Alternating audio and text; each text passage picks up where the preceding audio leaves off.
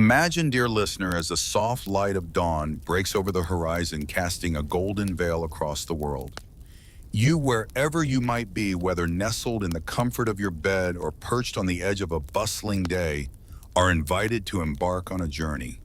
A journey not of miles, but of moments into the tranquil arms of history's embrace. Oh, how I cherish our shared escapades into the past. Please make yourself at home. Let your mind wander and allow my voice to be the gentle guide that ushers you into the land of dreams. But before we dive into the depths of time, I'm curious, delight me with your presence. Where does this signal find you? Is it the tranquil hour before the dawn, or the quietude of midnight where you reside? Do leave a whisper in the comments. Share your slice of the world, and if these tales of yesteryears lull you into slumber, why not subscribe and let these stories be your nightly companions? Now let's conjure a scene together. Envision the Nile not as a mere river, but as the lifeblood of a civilization, its waters glistening under the sun's tender touch. Picture farmers, their hands deep in the fertile soil, coaxing life from the earth, while boats heavy with the wealth of the land glide effortlessly along its banks. And there in the distance, the pyramids rise not just as monuments, but as timeless sentinels of a kingdom steeped in mystery and majesty. This is Egypt, a land that for over 3 millennia thrived in splendor and might, its allure undiminished by the sands of time. Yet beneath this golden facade, the stark reality of life was quite different. Here in this land of pharaohs and pyramids, the chasm between the privileged and the deprived was wide. And among those who felt this disparity most acutely were the women. Yes, they held certain freedoms, rights to property, the ability to engage in trade, and even the power to dissolve marriages. However, these liberties. Imagine the regal grace of Nefertiti and Cleopatra, women who not only adorned the royal courts with their beauty, but also maneuvered the corridors of power with a finesse that commanded respect and awe. Yet let us not be deceived by the shimmering veneer of their influence. Beneath the gilded surface lay a stark reality of a world steeped in patriarchal dominion, where women, even those of noble birth, were deemed lesser beings by both society and law. How astonishing it is to think that these women, despite their proximity to the throne, were systematically excluded from the true echelons of power. They were not permitted to partake in the sacred rites of the priesthood, nor could they join the ranks of the scribal class. Voting, serving on juries, making contracts independently, these were privileges as distant to them as the stars in the night sky. Indeed, they were relegated to the shadows of citizenship, their lives tethered to the men around them from cradle to grave. From the moment she drew her first breath, an Egyptian woman's existence was entwined with male guardianship. Her father's dominion gave way to her husband's, and upon his death to her son's. At each turn, she required a male voice to echo her own, a male hand to guide her path. This pervasive lack of autonomy, coupled with scant economic and educational prospects, confined most women to lives narrowly defined by domesticity. For those fortunate enough to be literate, their knowledge extended just enough to manage household affairs. But what of their primary duty to bear children, yes, to replenish the numbers, cruelly diminished by disease and misfortune? The harsh truth. 1 in 3 women face death in childbirth, a grim lottery where survival was not assured. Those who did survive, blessed with the years, might reach their 30s or 40s in age, considered venerable in those times. Yet longevity brought its own trials. An elderly widow without sons to support her might find herself cast out, a spectral figure begging for sustenance. Ah, the irony, that in a civilization so advanced, the plight of its women could be so dire. Imagine the life of a queen adorned in jewels and draped in fine linens, her beauty captured for all time in stone, a vision of timeless grace like Queen Nefertiti herself. Yes, her name conjures images of exquisite beauty, her face a testament to an era long past, gazes across millennia with an enigmatic smile that speaks volumes yet reveals nothing. Nefertiti, the first wife of Pharaoh Akhenaten, was not just a figure of beauty, but also of influence and prestige. She stood by her husband's side, her presence in art and inscriptions rivaling that of the pharaohs, perhaps even hinting at a time when she might have ruled alongside him as a co-regent. But what a cruel twist of fate, a poignant reminder of the fragility of power. When Akhenaten passed, Nefertiti vanished from history's pages as swiftly as a shadow at noon. Her images, her very name were expunged from the annals, obliterated by the hands of those who came after her. Could it be that the young pharaoh Tutankhamun, in his zeal to restore the old ways, felt the need to erase her existence? The stark reality remains, even the most powerful woman could be at the mercy of the men who held the reins of the kingdom. Yet let us not forget the countless others, the unsung heroines of ancient Egypt. These were not queens or nobles, but the common women whose toil kept the wheels of civilization turning. They were the farmers, weavers, bakers, and brewers, the backbone of the Egyptian economy. Their lives were a testament to resilience, a daily struggle against the elements in the endless cycle of work. They rose with the sun, their hands never idle, grinding grain, baking bread, brewing beer, spinning linen, and nurturing the future in the form of children and animals. Imagine the heat, the dust, the relentless grind of their existence, where each day mirrored the last in a ceaseless dance with labor. Personal hygiene, a luxury, was another battle in this unending war of survival. In the age before the luxury of indoor plumbing or sanitation, the stark reality of daily life in ancient Egypt was far from glamorous. Imagine, if you will, a time when even the wealthy, who might indulge in the relative opulence of a limestone toilet seat in a modest bathing chamber, faced the same grim necessities as their less fortunate neighbors.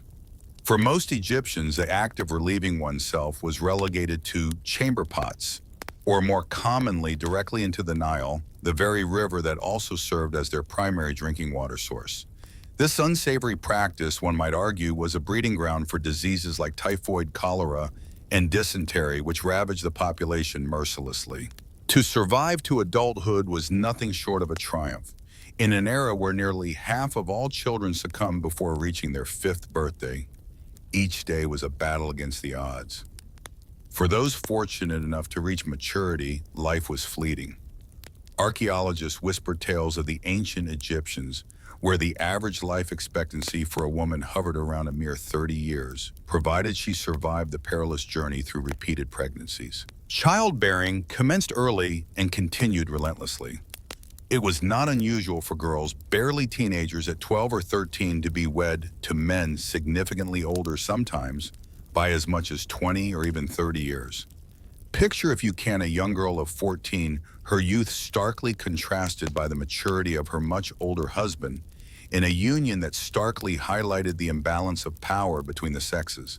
The drive to produce as many healthy children as possible, particularly sons, to perpetuate the family name, meant that pregnancies followed one after another, each a dangerous gamble with life.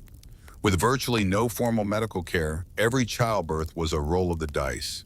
From preeclampsia to obstructed labor, any number of complications could easily spell death for the mother of the child, or tragically both.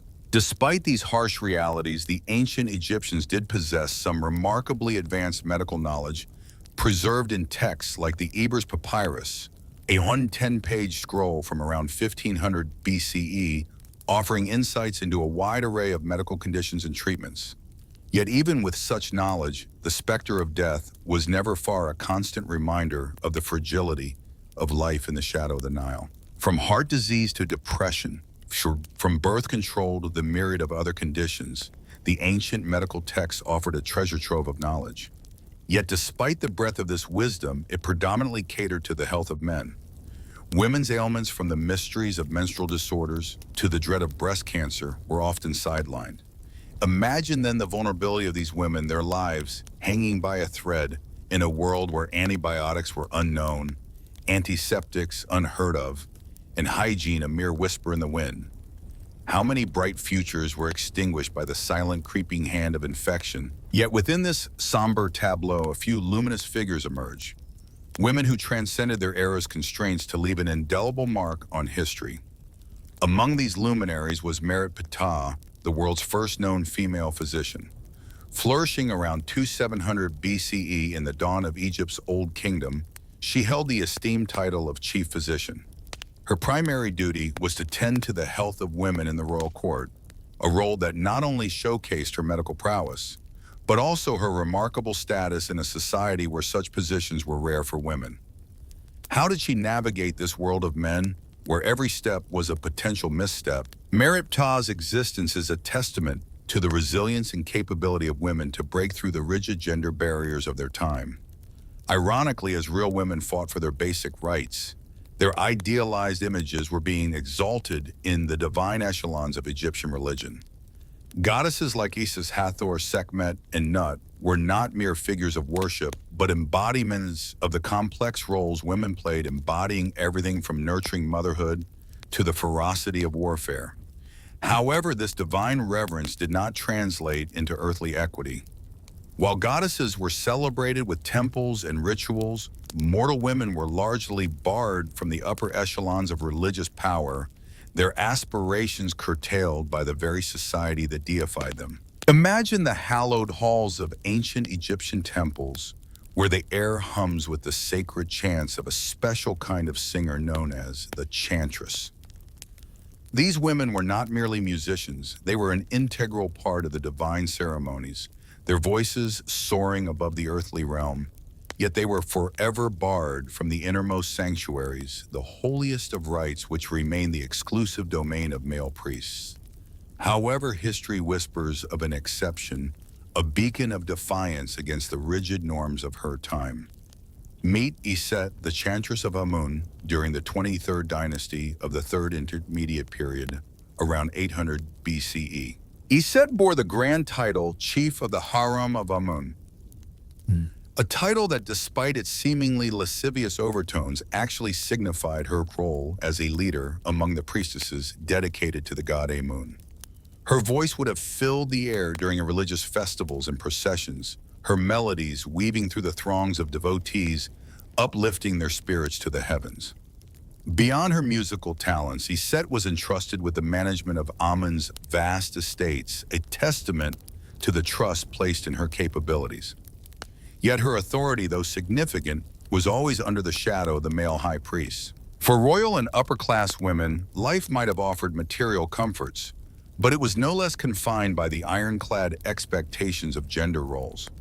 The wives and mothers of the pharaohs might whisper influence behind palace walls, but their power was borrowed, fleeting, never truly their own.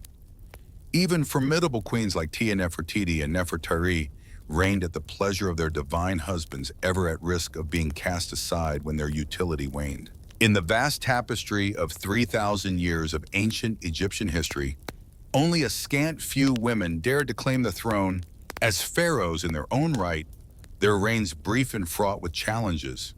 Among them, Hatshepsut stands out, a luminous figure.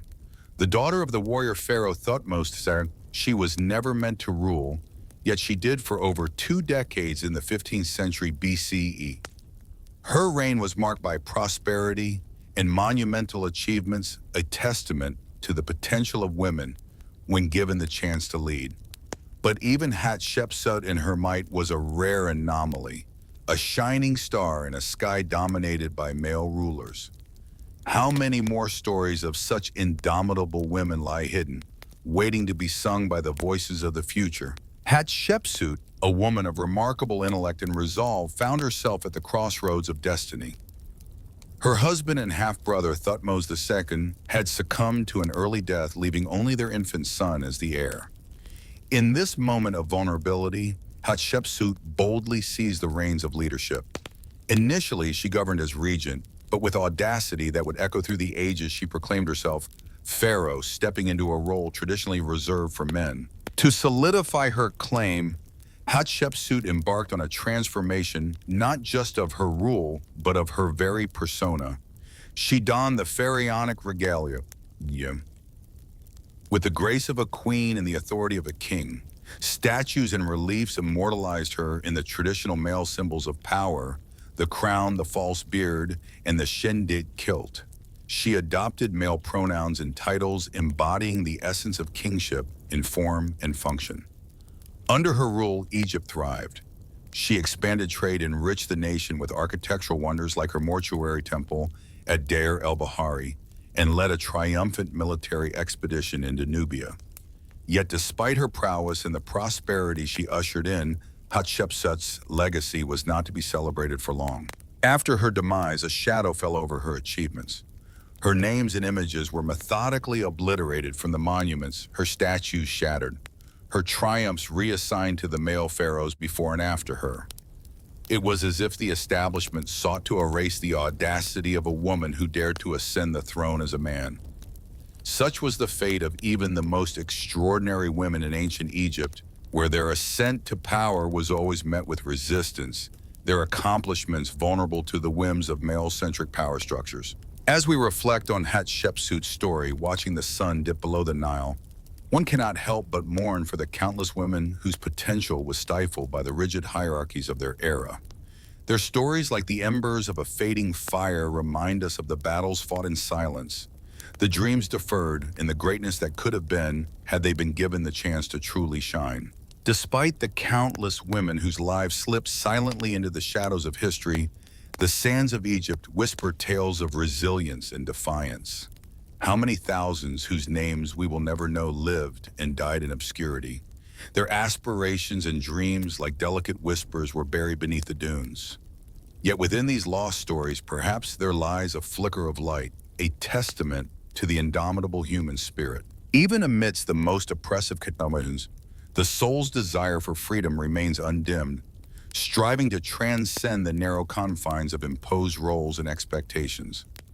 Women of ancient Egypt, both known and unknown, have always found subtle ways to resist, to endure, to etch their presence into the annals of time, no matter how fleeting or understated. Let us then pay homage to these women, from the mighty Nefertiti to the humble peasant. Let us cherish their struggles and their victories, their laughter and their tears.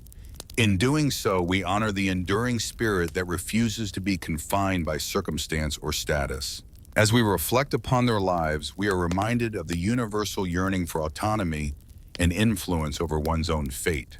The story of Hatshepsut, the longest reigning female pharaoh, stands as a beacon of such defiance. Born into royalty, Hatshepsut was not meant to rule.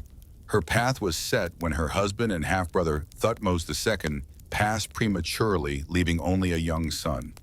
Hatshepsut, with a heart full of resolve, took the reins as regent. Her reign, initially a temporary guardianship, transformed into a legacy of strength and innovation, a testament to what one woman against all odds can achieve. And thus we continue our journey through the night, our minds drifting closer to the mystical realms of dreams, perhaps to wander among golden barks and shining pyramids. In this shared exploration, may we find inspiration in the echoes of those who dared to live beyond the ordinary. As her stepson reached maturity, poised to take the reins of power, Hatshepsut made a daring, almost revolutionary move. With the audacity that would echo through the ages, she declared herself Pharaoh, embracing the full splendor of royal titles and the majestic regalia that accompanied them. Imagine her adorned not in the gentle fabrics of a queen, but in the stern, commanding attire of a king, complete with the symbolic false beard. She audaciously claimed divine lineage, proclaiming herself the daughter of Amun, the chief deity, thus securing her right to rule by divine decree. For more than 2 decades, Hatshepsut reigned over Egypt not merely as a queen, but as pharaoh in her own right. Under her watchful gaze, the nation thrived.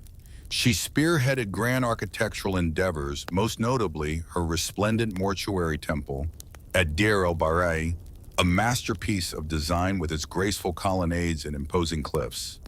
Her reign, unlike the war-driven tenures of many male rulers, was marked by peace, stability, and an economic boom, fueled by expeditions to the legendary land of Punt, which brought back treasures and wonders that enriched the kingdom. Yet despite her monumental achievements, Hatshepsut's legacy was nearly obliterated after her passing. Her stepson Thutmose III, perhaps shadowed by the long reach of her influence, ordered her names and images to be defaced from the monuments she had built. For centuries she was lost to time, her story reduced to whispers in the vast narrative of Egyptian history. But the resilience of history is such that modern Egyptologists have reconstructed her saga from the fragments she left behind.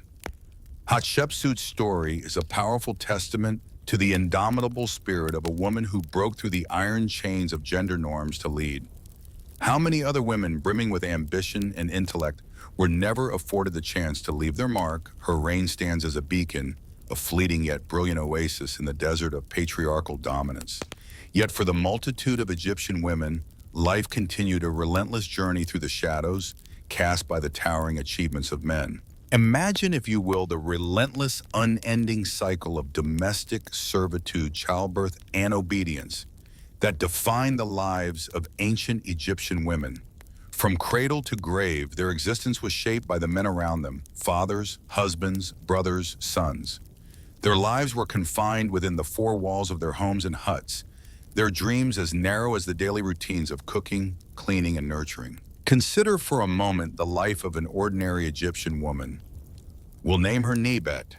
As dawn breaks, she rises before the sun to stoke the fire, her hands deftly grinding grain into flour for the morning bread. The aroma of fresh baking soon permeates the house, a comforting scent amidst the morning's chores. With breakfast over, Nebet turns her attention to the endless list of tasks. There are always clothes to mend, baskets to repair. She draws water from the well, her arms aching with the weight of the jug balanced on her shoulder.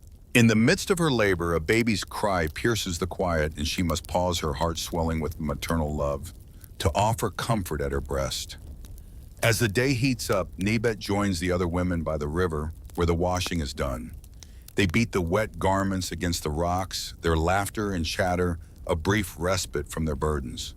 For a fleeting moment in this sisterhood of toil, Nebet feels a sense of escape, but reality soon reclaims her. As evening descends with feet sore and spirit weary, she prepares the night's meal. Her husband, returning from the fields, dusty and drained, is served the choicest parts as tradition dictates. Nebet, along with her children, makes do with what remains. But even as night falls, there is no respite for her. She must remain ever ready to fulfill her husband's desires, her own needs forgotten in her body, a vessel for his whims. And with each passing night, the shadow of pregnancy looms, a constant reminder of her role, her duty, her inescapable fate. How does one find oneself in such a life? Where is the freedom, the right to one's own existence? In the quiet corners of time, where history whispers its tales, we find Nebot, a woman whose life embodies the eternal cycle of birth, motherhood, and eventual decline. She transitions from youth to elder, not with the grace of time, but under the heavy burden of toil and hardship. Her body, prematurely aged, speaks volumes of the relentless labor she endures. If fortune smiles upon her, her sons will become her caretakers in her later years, providing comfort in the twilight of her existence. But should fate be unkind, she faces the chilling winds of poverty and neglect alone. Nebot's narrative is not hers alone. It echoes the stories of countless Egyptian women whose lives, though unrecorded, were the very sinew of civilization. They left behind no statues or epics, no declarations of greatness, yet their unseen efforts were the foundation upon which Egypt's grandeur was built.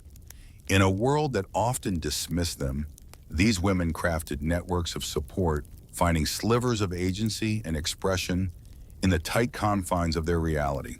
As we stand back and look across the centuries, it's tempting to ignite with indignation at the injustices they suffered. Yet might we not also feel a profound connection, a recognition of the subtle bravery required to persist through such adversity, their resilience, their ingenuity, their ability to find joy amidst sorrow, all whisper to us of the indomitable human spirit. While the temples and tombs of Egypt stand as testaments to its might, the true marvel of this ancient land is found in the lives of its common people, the farmers, the artisans, the servants, and especially the women who worked in the shadows. As we trace the contours of a sphinx or decipher the elegant hieroglyphs, let us not forget the invisible hands that shape these wonders. In celebrating the women of ancient Egypt, we pay homage to the enduring spirit of women throughout time. As we journey through the annals of time, let us not forget those unsung heroes, the ordinary souls who against all odds persevered and thrived despite the world's relentless attempts to stifle their spirit. Their narrative weaves through history, not as a chronicle of monarchs and warriors, but as a vivid tapestry of the daily battles and victories of common folk. As slumber claims us, may our dreams be adorned not with the lustrous treasures of pharaohs, but with the humble, toil-hardened hands of the women whose sweat and resilience built Egypt. Let their legacy burn brightly in our minds, a testament to the indomitable human spirit that endures, overcomes, and imprints upon the world no matter how ephemeral. Now let us shift our gaze to the sun-scorched deserts of ancient Egypt, where the story of women's health and hygiene unfolds under a sky that offers no mercy from its fiery gaze. While the pyramids stand as testaments to prosperity, the truth for the average woman was starkly different. Devoid of today's medical advancements, life was a precarious dance with disease and death. Childbirth, revered and celebrated, was also fraught with danger. Imagine, if you will, the heart-wrenching reality where the joy of bringing a new life into the world was overshadowed by the specter of death. 1 in 3 women, it is said, met their end in this sacred yet perilous act. The weight of this statistic is crushing, a stark reminder of the fragility of life in times when modern medicine was but a dream. How many tears were shed for the children who never drew breath, for the mothers who left behind a void in their wake. This was not a rare tragedy, but a frequent visitor in the lives of ancient Egyptians, where the celebration of life often turned into a lamentation of loss. The trials of labor were merely the prelude to another relentless foe, illness. Like a sinister shadow, it lurked around every corner, waiting to pounce on the unsuspecting. In the bustling hives of humanity, where cities and villages swelled with life, diseases spread with a ferocity that knew no bounds. For the downtrodden, crammed into tight, squalid spaces, deprived of clean water and proper waste management, the threat was ever present, ever looming. The wealthy, with their rudimentary plumbing and toilets, might have glimpsed a sliver of comfort, yet for the majority, particularly the women, the daily battle for cleanliness was as arduous as any other. It was not that the ancient Egyptians were oblivious to the virtues of hygiene and health. On the contrary, their medical texts, rich with knowledge, reveal a profound understanding of the human anatomy in myriad afflictions. However, these scrolls, these beacons of wisdom, were predominantly for the benefit of men, leaving women's health shrouded in mystery, often met with suspicion or outright fear. Against this tapestry of medical disparity, the tale of Merit Ptah emerges not just as a whisper in the annals of history, but as a clarion call of defiance and compassion. Imagine her living during the Second Dynasty, around 2700 BCE, a beacon of light in the dark corridors of male-dominated medicine. As a chief physician, her duties would have been vast, yet it was her dedication to the health of her fellow women that truly sets her apart. Merit Ptah, with her profound knowledge and unparalleled skill, navigated the labyrinthine complexities of ancient Egyptian medicine. She treated not just the common ailments, but also the harrowing complications of childbirth, which in those times could spell death. Her work, her very existence, was a testament to the resilience and capability of women, a challenge to the prevailing norms that sought to confine them. How did she manage to shine so brightly in such a dim epoch for women's rights? Imagine the immense relief and profound gratitude that must have washed over her patients, knowing they had a champion in their corner, someone who truly grasped their struggles and was wholly committed to their well-being. Merit Ptah's legacy reverberates through time, a poignant testament that even in the darkest of times, there were those who valiantly fought for women's health and dignity. As we reluctantly leave Merit Ptah to her crucial endeavors, our attention shifts to the intricate world of fashion and beauty in ancient Egypt. Here, the pressure on women to meet stringent standards of appearance was nothing short of formidable. The ideal was a vision of youth, slimness, and opulence, with each woman adorned in layers of makeup, glittering jewelry, and meticulously crafted wigs and hairpieces. Ancient Egyptian art and imagery immortalized these women, their forms idealized, their beauty exaggerated to an almost surreal extent. Yet the path to achieving such beauty was anything but enchanting. Picture this: the wigs, often constructed from human hair, were cumbersome and ill-suited to the relentless heat of the Egyptian sun. Women in pursuit of this aesthetic would shave their heads, a practice both time-consuming and fraught with peril, given the rudimentary bronze or flint razors of the era. Makeup, while visually stunning, carried its own dangers. The iconic dramatic eyes and vibrant lips were achieved with substances like lead, copper, and arsenic, ingredients that today we recognize as toxic. One shudders to think of the long-term toll these might have exacted on their skin and health. The quest to retain youthfulness was relentless, as aging was not just a natural process but a feared symbol of decline. Women resorted to a myriad of creams, oils, and concoctions in a desperate bid to hold back the relentless march of time. How far would they go, one wonders, to cling to their fleeting youth? In the tapestry of ancient Egyptian society, the notion that a woman's worth was intrinsically linked to her physical allure was as pervasive as the sands that cradled the Nile. The repercussions for not adhering to these stringent ideals were profound, and perhaps no woman bore this burden more heavily than Cleopatra VII, the final sovereign of the Ptolemaic dynasty. Born amidst the splendor and subterfuge of royal life, Cleopatra was celebrated not just for her beauty, but for her sharp intellect and captivating charisma. She wielded her physical allure like a master strategist, ensnaring the hearts of Julius Caesar and Mark Antony, not merely for passion, but as a means to safeguard her realm and fortify her rule. Yet despite her formidable power and the awe she inspired, Cleopatra remained shackled by the same beauty norms that constrained her contemporaries. Her image was meticulously sculpted through elaborate wigs, eyes adorned with heavy kohl, and an array of exquisite jewelry, all designed to project an aura of mystique and enchantment. Her name alone has come to embody an eternal exotic allure. Alas, the narrative of Cleopatra often fixates more on her physical attributes in romantic liaisons than on her sagacious governance or her adept leadership. Her legacy whispers a poignant question to us across millennia.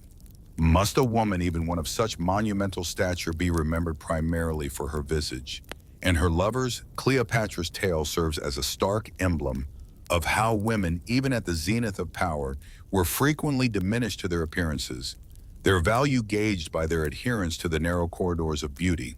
As we delve further into the enigmatic world of ancient Egyptian women, we encounter the realm of religion and spirituality, where again we catch fleeting glimpses of female influence, yet always within the rigid framework of a patriarchal order. Women were not entirely absent from the sacred spheres, but their roles were often prescribed and confined, a reflection of the broader societal constraints under which they lived. The pantheon of ancient Egypt, rich with gods and goddesses, provides a backdrop where the struggle for identity and influence continued to unfold. In the sprawling tapestry of ancient Egyptian beliefs, the pantheon was a vibrant mosaic of divine beings, among which shone several powerful goddesses. Isis, Hathor, and Sekhmet, with their formidable presence, were not merely deities, but beacons of strength, fertility, and guardianship. Their sanctuaries drew the faithful like moths to a flame, from the humblest peasant to the loftiest noble. Women in particular invoked these goddesses in their most vulnerable moments during childbirth and motherhood, seeking their divine intercession for safety and solace. Yet despite their own formidable might, these celestial women often found themselves in the shadows of their male counterparts. The spotlight of mythology frequently illuminated Ra, Osiris, and Horus, whose tales of valor and conquest echoed through the ages, relegating the goddesses to mere supporting roles, their divinity often defined by their connections to these male gods. This patriarchal tilt was mirrored within the religious institutions themselves. While women could indeed don the sacred robes of priestesses, their roles were typically confined to the fringes of ritualistic duties such as chanting or singing. These women, though integral to the ceremonial ambiance, were barred from the sanctum sanctorum of sacred rites or from wielding significant power within the temple's echelons. However, like a rare bloom in the desert, exceptions did exist. Consider Iset, a chantress of unparalleled talent and ambition who served in the temple of Amun during the 20th dynasty. Iset's ascent through the temple's ranks was nothing short of legendary. She became a divine adoratrice, a role of profound influence and reverence. In this esteemed position, Iset was not just a participant, but a pivotal orchestrator of rituals celebrating Amun, her presence, a testament to her exceptional status in a society where women's influence was often curtailed. Her life, a beacon of what was possible, stood as a stark contrast to the prevailing norms, asking us what barriers can truly hold back the determined spirit. Yet despite her divine status as an adoratress, Iset remained ensnared by the societal constraints that bound women in ancient Egypt. Her influence, though formidable, was fundamentally tethered to her connection with Amun the god, and her authority perpetually at the mercy of the male priesthood that overshadowed her. A pioneer she may have been, but Iset navigated a world where the scales of power tipped decidedly away from women. For the vast majority of Egyptian women, their spiritual lives unfolded within the intimate walls of the home. They were the keepers of household deities, figures of fertility, childbirth, and family harmony. Their devotions were intertwined with their domestic roles as wives and mothers, a testament to the deep-seated cultural belief that a woman's primary destiny was to nurture and expand the family. As we transition from the sacred to the secular, from the divine to the dynastic, we enter the opulent quarters of Egypt's royalty. Here too, the shadows of female influence flicker, though always under the looming presence of a patriarchal system.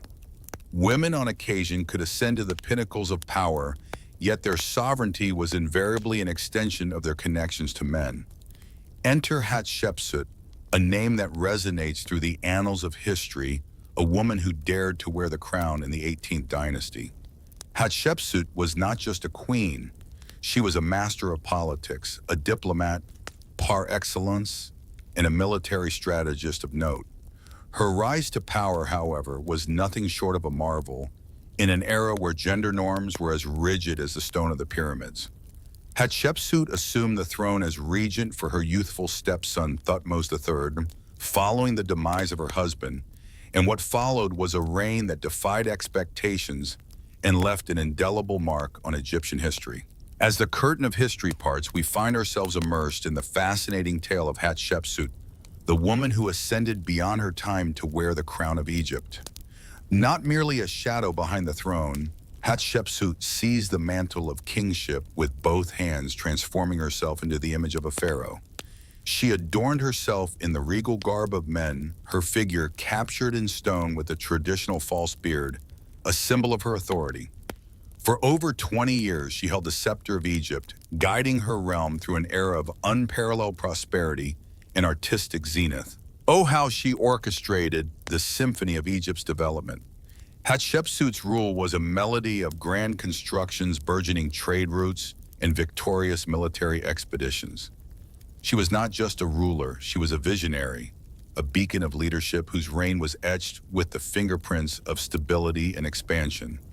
Yet in a world where men held dominion, her greatness was often overshadowed by her gender. The sands of time, however, are fickle, and upon her passing, her successor, Thutmose III, sought to bury her memory beneath the sands of Egypt.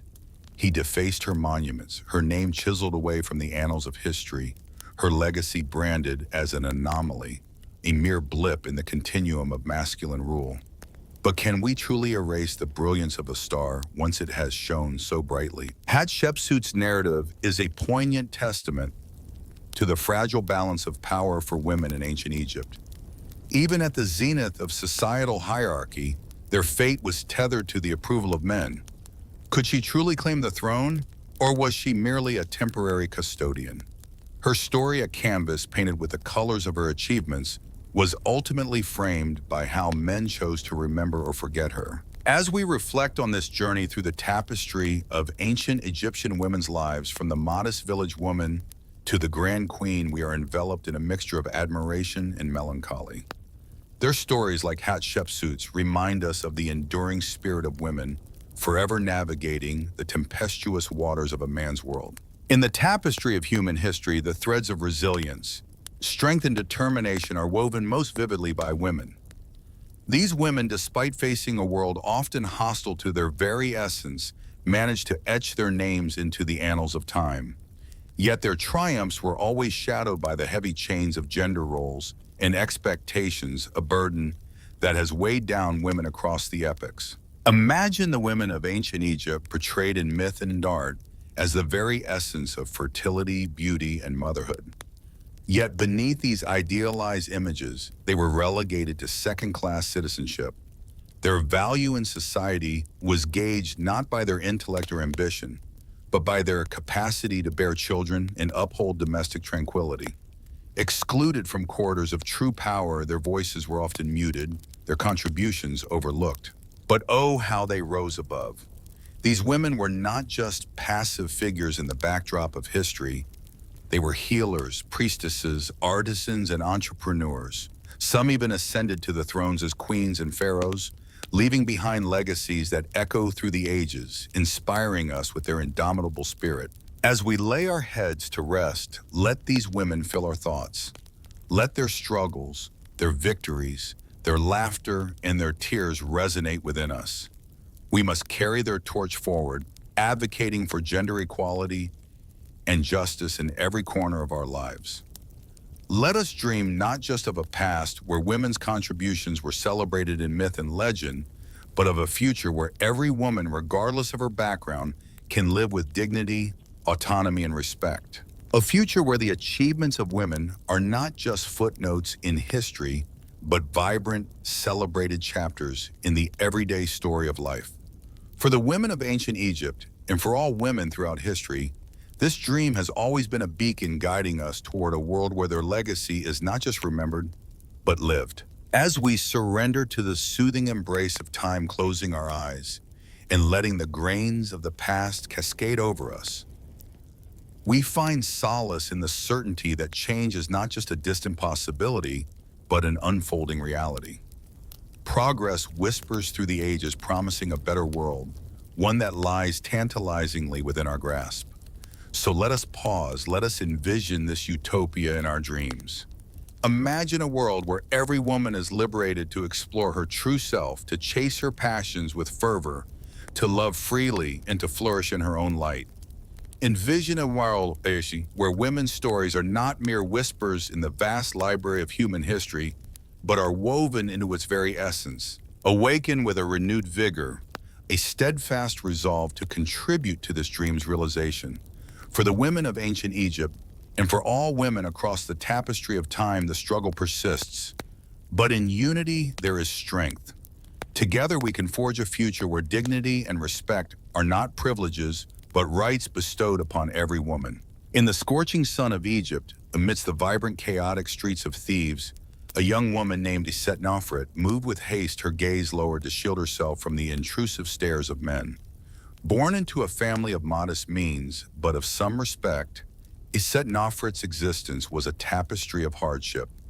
Like countless others, she was married at a tender age to a man much older, accustomed in a society that viewed women as mere commodities. Her days were consumed by the relentless cycle of household tasks, grinding grain, baking bread, brewing beer, all while attending to her husband and children.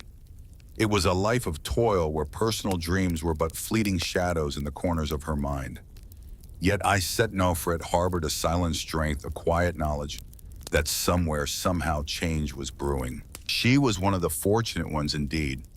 Many women in Egypt were not even granted the basic protections that marriage offered. Abandoned to navigate a world that saw them as mere vessels for men's desires and duties, Setnov couldn't suppress a pang of envy as she meandered through the labyrinthine streets, her eyes catching the majestic silhouettes of temples and palaces that pierced the city's skyline. How grand, how majestic those edifices stood, where Egypt's elite men basked in luxury and wielded power while women like her were consigned to the shadows, their existence a mere whisper in the wind. Even Egypt's most celebrated queens, like the legendary Nefertiti, were ultimately at the mercy of the pharaohs they served. Nefertiti's tale, oh, how it captivated Isitnaf. As the principal consort to Pharaoh Akhenaten, Nefertiti ascended to become one of the mightiest women in Egypt's storied history. Her beauty was the talk of the land, her visage immortalized in countless sculptures and murals. Yet for all her splendor and influence, her destiny was irrevocably linked to that of her husband. When Akhenaten ascended to the throne, he astounded the nation by proclaiming the sole deity, Aten the sun disk, as the one true god. He commissioned the construction of a new capital, Amarna, dedicated to this radical new faith. And there beside him stood Nefertiti, her name and image enmeshed with his in the art and inscriptions of this nascent regime. But Akhenaten's religious upheaval was met with fierce resistance from the powerful priests of the old gods. Following his death, they toiled relentlessly to obliterate his memory from the annals of history. Nefertiti too vanished from the records, her ultimate fate shrouded in mystery. Some whispered she perished with her husband, her story left incomplete. Her legacy as enigmatic as the sands of time. Amid whispers of exile, the tale of Nefertiti vanished to a desolate desert. Outposts danced on the lips of others. Yet the truth, like grains of sand, had slipped through time's fingers. For Asetnofret, Nefertiti's saga was not just a tale of downfall, but a poignant emblem of the fragile status that even the mightiest women of Egypt could claim. In a world where women were often seen as mere appendages to the men they belonged to, their destinies could shift as unpredictably as the desert winds shaped by the capricious hands of politics and religion. Yet as Asetnofret weaved her way through the vibrant chaos of the marketplace, a profound sense of pride and resilience swelled within her. Yes, these women were often denied the freedoms and rights that men enjoyed, but oh, how they thrived. They cultivated their own realms of influence, not through power or wealth, but through the intricate webs of female camaraderie in family bonds. In the subtle acts of daily life and the hushed exchanges of stories and songs, from mother to daughter, they carved out their own existence, resisting a society intent on erasing their essence. As Asetnofret returned to her modest mud brick home on the city's edge, she pondered the path that lay before her. A life of toil and sacrifice awaited, filled with the joys and sorrows of motherhood, the endless cycle of nurturing and providing. Yet this was also her life, lived with fierce independence, amidst the women who shared the unspoken understanding of their shared trials and triumphs. In the years to follow, Asetnofret would confront numerous adversities. She would mourn children taken too soon by disease and hunger, her own body bearing the marks of repeated childbearing. She would suffer the disdain and cruelty from those who viewed her as nothing more than a vessel for their needs. Yet in her heart, the spirit of Nefertiti and the resilience of the women around her would continue to burn brightly, a testament to their enduring strength and unyielding spirit. Yet through the toil and turmoil, Asetnaf discovered solace in the sacred ties of sisterhood, drawing strength from the enduring legacy of women who had weathered the storms of countless ages before her. As the darkness of night cloaked the bustling city, Asetnaf, wearied by the day's relentless demands, sought the refuge of sleep. But even within the sanctity of her dreams, the essence of her femininity weighed heavily upon her soul. In her slumber, visions of Nefertiti, radiant in her regal splendor, filled her mind. The queen's visage was calm, a serene beacon amidst the chaos that threatened to engulf her world. Asetnaf's dreams then shifted to her own mother and grandmother, their hands toughened by a lifetime of labor, yet their eyes gleamed with the profound wisdom passed down through the generations.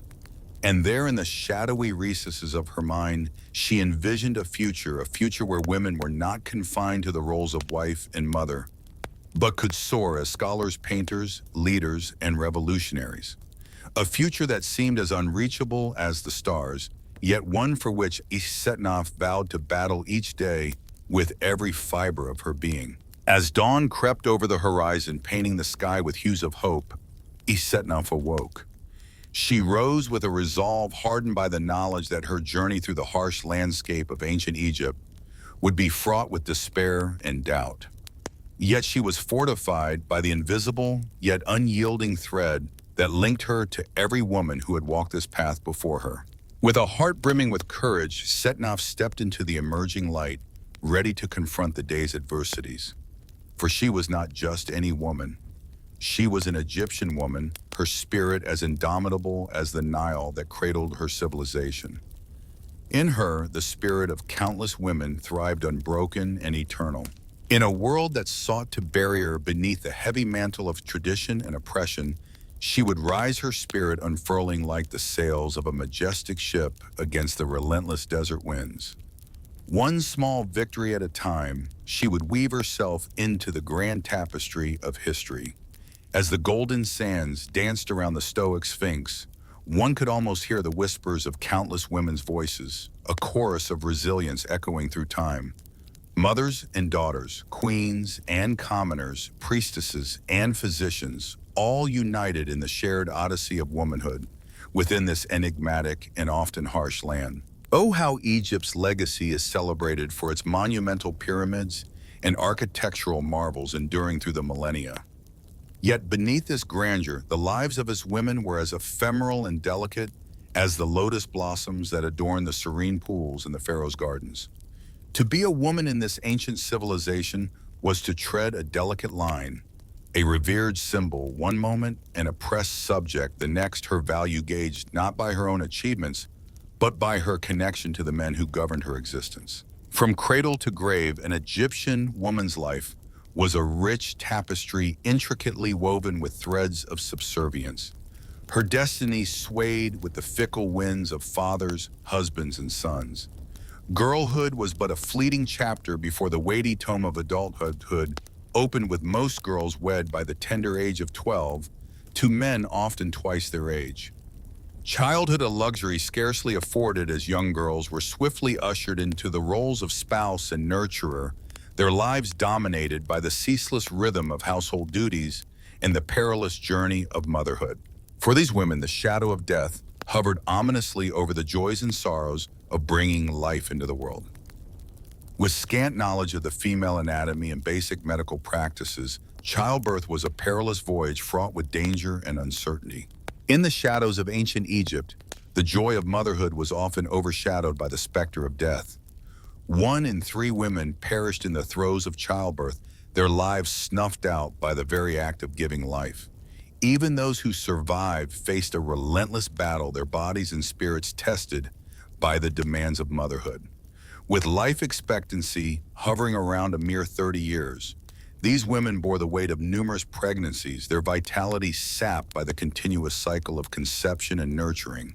The pressure to produce heirs, particularly sons, was overwhelming, with a woman's worth frequently gauged by her fertility.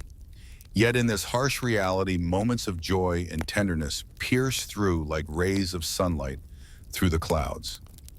The bond between mother and child was not only cherished, but celebrated in art and literature, with goddesses like Isis epitomizing maternal love and devotion. One such figure etched into the annals of Egyptian history was Queen Tiye. She, the cherished consort of Pharaoh Amenhotep III and mother to the enigmatic Akhenaten, rose from humble beginnings to become a beacon of influence and power within the royal court.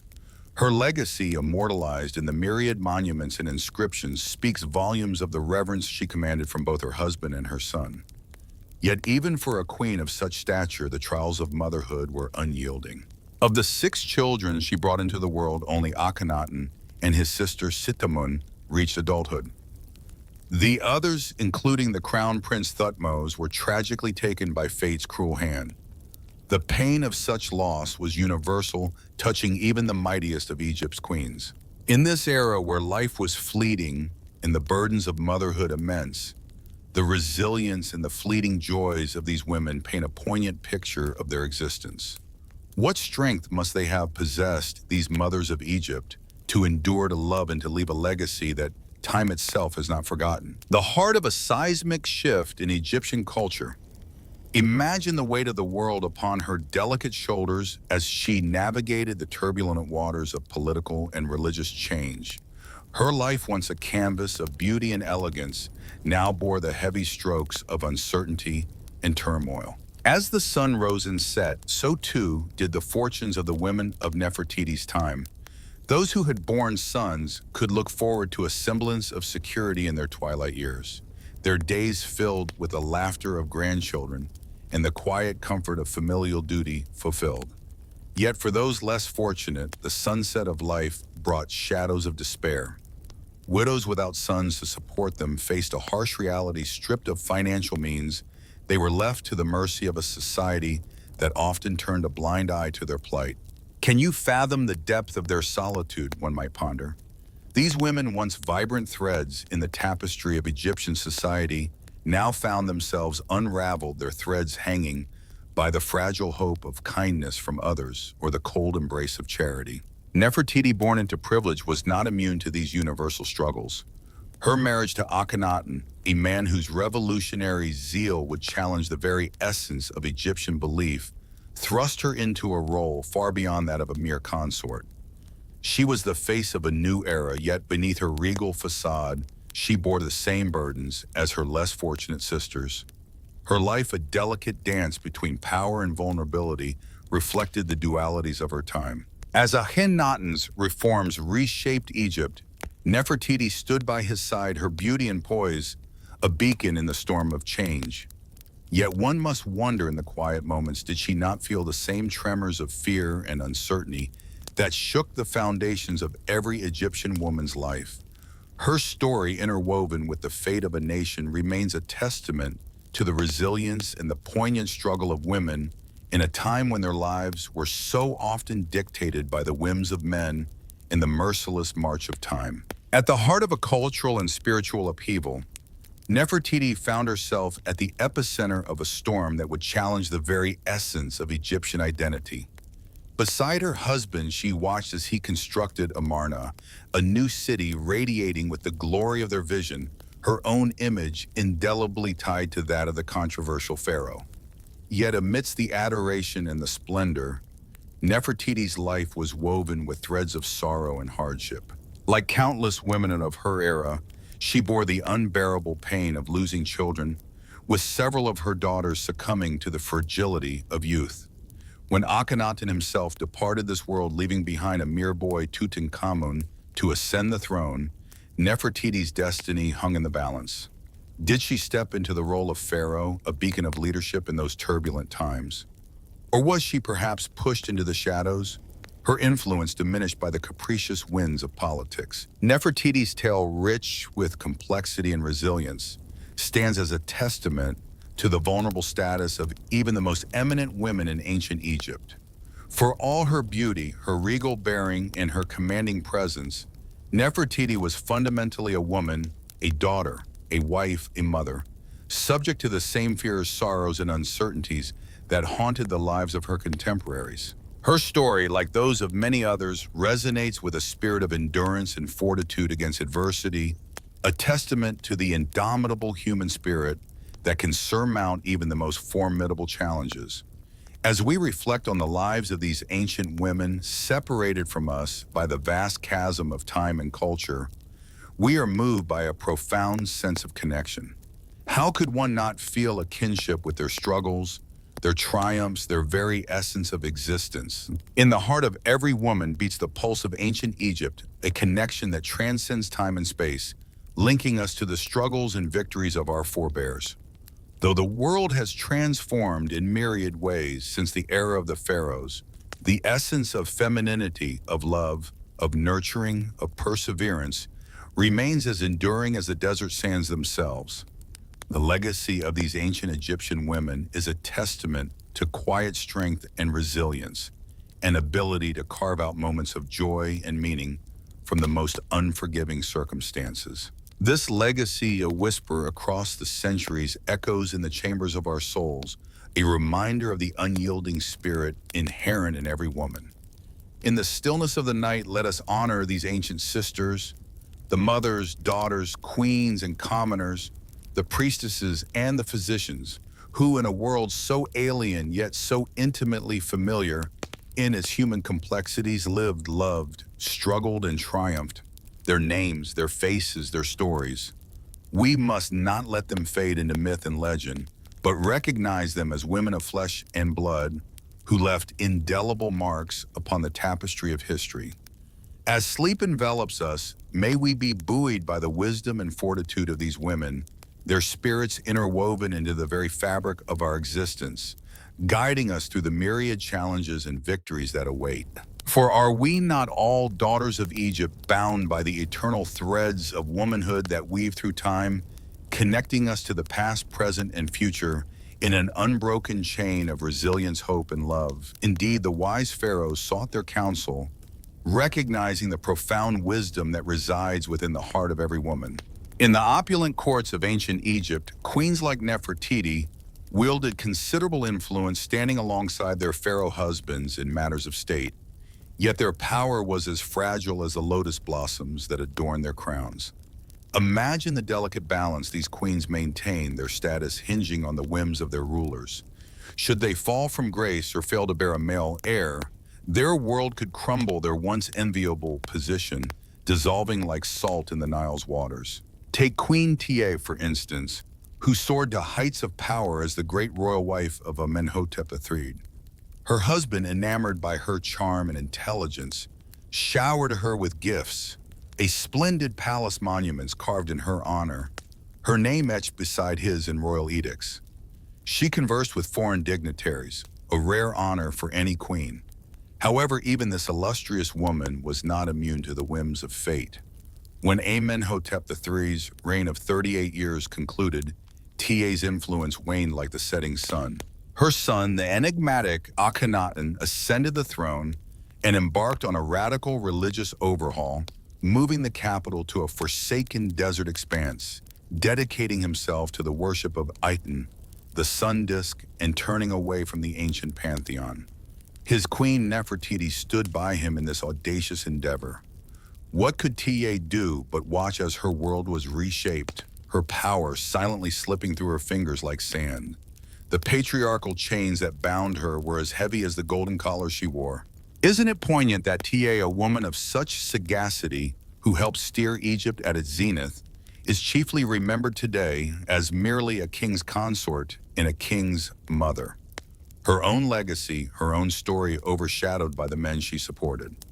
This was the bitter truth for even the most elite of Egyptian queens, their brilliance often dimmed by the shadows cast by their male counterparts. Ah, the gilded cages of ancient Egypt queens adorned in the splendor of Nubian gold, feasted on delicacies from the far reaches of the empire.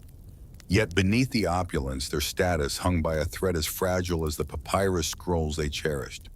Their lives a dance of delicate balance, where their own security in their twilight years hinged on the success of their sons ascending the throne.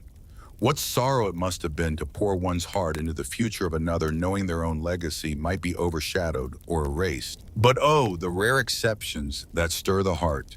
Among these, the luminous Hatshepsut stands out a beacon in a male-dominated dominion. After the death of her husband Thutmose II in the shadows of the 15th century BCE, Hatshepsut, initially a regent for her young stepson, boldly declared herself pharaoh. Imagine the audacity, the sheer defiance against the norms of her time. She not only assumed the throne, but adorned herself with the symbols of kingship, a crown, the ceremonial beard referring to herself with male pronouns, a testament to her resolve to rule as an equal among men. Her reign, a symphony of ambition and prosperity, saw grand constructions and profitable expeditions enriching Egypt beyond measure. Hatshepsut's rule was not just a footnote in history, it was a vibrant chapter of stability and wealth. Yet even the mightiest of women could not escape the precariousness of their power. As Thutmose III matured, a shadow of rivalry loomed, culminating in a power struggle that would see Hatshepsut's name chiseled away from the very monuments she commissioned. Her legacy, once celebrated, was relegated to obscurity by the very stepson she had nurtured, an act so poignant, so heart-wrenching, as if history itself tried to erase her existence. But let us ponder, does not the erasure of a name speak volumes of the fear her power instilled Hatshepsut? By embodying the role of a king not only challenged, but also reshaped the narrative of what it meant to rule. She was the exception indeed, proving that even within the confines of a gilded cage, the spirit of a true leader could soar, if only for a fleeting moment in time. In the annals of ancient history, women were seldom seen as fit to rule, independently their roles confined by the rigid structures of a patriarchal society. Yet amidst the sands of Egypt, warrior queens rose, their stories echoing through time, challenging the norms with their valor and determination. Consider Autep, the courageous wife of Pharaoh's second Enre-Tau, who in the tumultuous 16th century BCE took the helm of leadership to protect her homeland from the invading Hyksos. When her husband fell in battle, Autep did not falter. She stepped into the breach, possibly as regent rallying Egypt in its hour of dire need. Honored with the title King's Mother, she ensured the throne passed to her sons, a testament to her dedication to Egypt's stability. Estella lauds Autep not merely as a ruler, but as a nurturer. She tended to her soldiers, safeguarded her nation, and reclaimed those who had strayed. Upper Egypt was pacified under her watch, and rebels were expelled. Imagine the scene: Autep at the forefront, leading armies into battle, a woman defying the conventions of her era, yet her heroic actions were always in service of restoring male lineage to the throne. Autep's power was but a fleeting moment, a bridge to the next male ruler, highlighting the underlying goal of maintaining patrilineal succession. Even the most empowered female leaders had to tread carefully within the male-dominated framework. Take Nefertiti, for instance, whose beauty and influence are legendary. Her reign alongside Akhenaten in the mid-4th century BCE, marked by significant religious reforms. She was not just a queen, she was an icon, her power intertwined with her husband's. Nefertiti, through her wifely status, became a central figure in the Amarna period, where she and Akhenaten were depicted as divine intercessors, their images breaking traditional boundaries by portraying her in pharaonic poses, symbolizing her elevated role. These queens, though bound by the chains of tradition, left indelible marks on history. Their stories a beacon of what might have been had the sands of time shifted just a bit in their favor. In the grand tapestry of ancient Egypt, where the gods walked among men and battles raged for supremacy, the story of Nefertiti weaves a poignant thread. Once a beacon of divine beauty and power, this queen, whose name echoes through the annals of time, mysteriously fades from the historical record during the twilight of Akhenaten's reign. Did she fall from grace, a once cherished consort discarded when no longer of use? Or was her life snuffed out prematurely, her story left untold? The sands of time have buried her fate, leaving us to wonder with a mix of awe and sadness. Upon Akhenaten's demise, the mantle of leadership passed not to Nefertiti, but to his young son Tutankhamun, born Tutankhaten. This boy king, under the sage counsel of his advisors, reversed the Amarna reforms, ushering in a renaissance of traditional worship. The capital returned to Thebes, where the powerful Amun priesthood, once marginalized by Akhenaten, was reinstated. It's telling that Nefertiti did not ascend as regent for her stepson, her influence so inextricably linked to Akhenaten that it perished with him. The corridors of power in ancient Egypt were fraught with peril for those who dared to wield it, especially women. Queen Tustret, the final sovereign of the 19th dynasty, stood as a rare and formidable figure, ascending to the throne in her own right after the tragic demise of her stepson, Siptah. In a world dominated by men, she navigated the treacherous waters of court politics, her legitimacy constantly under siege by rival factions. Adopting the full regalia and titles of a male pharaoh, she endeavored to fulfill the sacred roles of king, yet her reign was but a fleeting moment extinguished by Setnakte, who not only usurped her throne, but also endeavored to erase her name from history. How could such power, so fiercely fought for, be so callously obliterated? The echoes of real women's lives in ancient Egypt resonate with a stark reminder of a rigid gender hierarchy where their identities were forever entwined with their roles as mothers and wives, rather than recognized for their inherent talents or personal merits. Oh, the few who dared to ascend to leadership, how they had to cloak themselves in masculine roles, navigating a labyrinthine system designed to thwart their every step. Yet what of the myriad of ordinary women toiling away at the lower echelons of society, the silent chorus to this grand narrative? Imagine the lives of these women, wives of farmers, tradesmen, and servants, shrouded in a veil of obscurity, their daily existence now but a whisper in the sands of time. Theirs was a world painted in shades of hardship, where poverty and toil were constant companions, and tragedy and uninvited guests too often welcome. From the scant records left behind, ancient laws, medical texts, and the artifacts unearthed, we can piece together the fragments of their lives. Marriage, the cornerstone of their existence, was less a bond of love and more a lifeline for survival. In a world devoid of a robust safety net, a husband was not just a partner, but an economic necessity. Ah, the father of the bride, how his primary concern was to secure a match with a man capable of providing for his daughter. The dowry, that modest offering, served as a safeguard ensuring her future care. At the tender age of 12 to 14, these young women entered matrimony, their youth a mere threshold to childbearing. Their husbands, often much older, were already entrenched in their careers, viewing marriage as a practical alliance rather than a romantic union.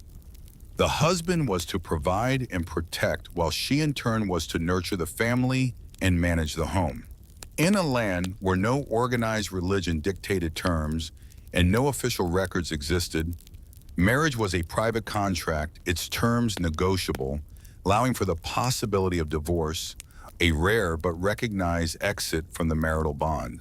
Yet in this ancient realm, a stark truth prevailed. The system was skewed, heavily tilted in favor of those men who wielded financial and societal influence like a sword. When the delicate tapestry of marriage unraveled, it was invariably the woman who faced the dire consequences, losing not just her home, but her very sense of purpose. How could she dare to seek divorce without the armor of undeniable reasons, abuse, betrayal, or the desertion of support, and without the shield of a male relative willing to shelter her? Oh, the ease with which a man could sever marital ties, often on the mere caprice of his heart. The best a woman might hope for was the return of her dowry, a lifeline to perhaps remarry or carve out a life alone. This imbalance, this cruel disparity, placed an unbearable burden on women to maintain an allure to be the perfect, harmonious partner. The stakes were not just high, they were life-defining, where a marriage's collapse could cast a woman into the abyss of poverty. How many then endured the silent torment of joyless unions just to cling to their fragile standing? With marriage came the restless expectation of numerous pregnancies, a desperate gamble to ensure the survival of at least a few into adulthood. Childbirth in those days, before the dawn of modern medicine, was a perilous journey from which 1 in 3 women might not return. The ancient Egyptian cemeteries, silent witnesses, cradle the bones of countless young mothers, their dreams and struggles now dust. Even surviving childbirth offered no promise of a long life. The average lifespan hovered around a mere 35 years, though some blessed by fortune reached their 60s or 70s. Widows, those who outlived their partners, pinned their hopes on their offspring, particularly their sons, to provide for them. But for the elderly and childless, the specter of begging loomed large. Households were tapestries of generations woven together with grandparents, parents, and children. The younger women bore the brunt of the household's labor, their bodies worn down by the endless cycle of grinding grain, baking bread, brewing beer, spinning linen, and tending to the hearth. The skeletal remains unearthed by archaeologists speak volumes of the physical toll this relentless routine exacted. The toll of relentless labor etched itself deep into the sinews and bones of these ancient souls, leaving an indelible mark upon their very existence. Verse 9:35. In the squalor of impoverished homes, where space was a luxury and cleanliness a distant dream, diseases thrived like unwelcome guests. The air was thick with the breath of parasitic invaders, schistosomiasis and malaria, alongside bacterial infections that sapped the vitality from every villager. Despite the Egyptians' pioneering strides in medical knowledge, their grasp on the mysteries of the human body was but a faint glimmer in a vast darkness, their remedies often more hope than cure. 1001. Oh, but what of the women? Their plight was woven into the fabric of society with threads of restriction and subservience. Education, that gateway to enlightenment, was largely barred to them, and the esteemed roles of scribe, priest, or government official were as distant as the stars. When the boys of the household reached the tender age of adolescence, they were sent forth to learn the trades that would shape their future while the girls remained at home, their lives molded by the firm hands of their mothers into the expected virtues of wifehood. The world of women was a narrow corridor handed down through the generations like a sacred yet confining inheritance. 1027. Though some women did venture beyond these domestic confines, their roles were relegated to the margins of society. Maidservants, nursemaids, dancers, or musicians, their contributions often overlooked. The artisans and craftsmen, the very heartbeat of Egypt's economy, were predominantly male. The sculptors, carpenters, potters, metalsmiths, and jewelers who crafted the material splendor of this great civilization were men, their hands shaping history. 10 up to 54, a rare avenue for a woman to ascend in status was through the sacred path of the priestess. Yet even here, their roles were secondary, serving in temple rituals under the shadow of their male counterparts, who held dominion over the holiest of rites. The title of God's wife of Amun was bestowed upon a select few royal women, marking them as ceremonial brides to the deity, a role both revered and yet in its essence a gilded cage. Shador 11 to 18. In death as in life, the divide between the genders was as pronounced as the Nile's banks.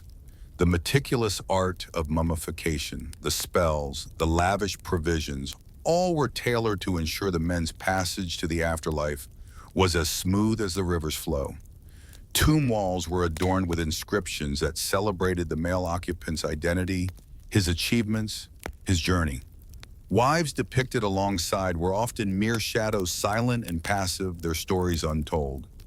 1139, the great Egyptologist Zahi Hawass estimates, imagine, if you will, the sun-baked sands of ancient Egypt, where the very essence of life and death intermingle in the dance of mummies. Yet within this timeless tableau, a stark reality emerges. Only about a third of these eternal figures are female. How could it be that even in the pursuit of immortality, women were relegated to the shadows? In the grand tapestry of history, their stories are often woven into the narratives of their male counterparts, their identities lost like whispers in the wind. From the moment of birth to the last rites of passage, the lives of ancient Egyptian women were inextricably linked to men, fathers, husbands, brothers, sons. Their roles were clear: to nurture, to care, to uphold the sanctity of home and hearth. Yet what of their dreams, their aspirations?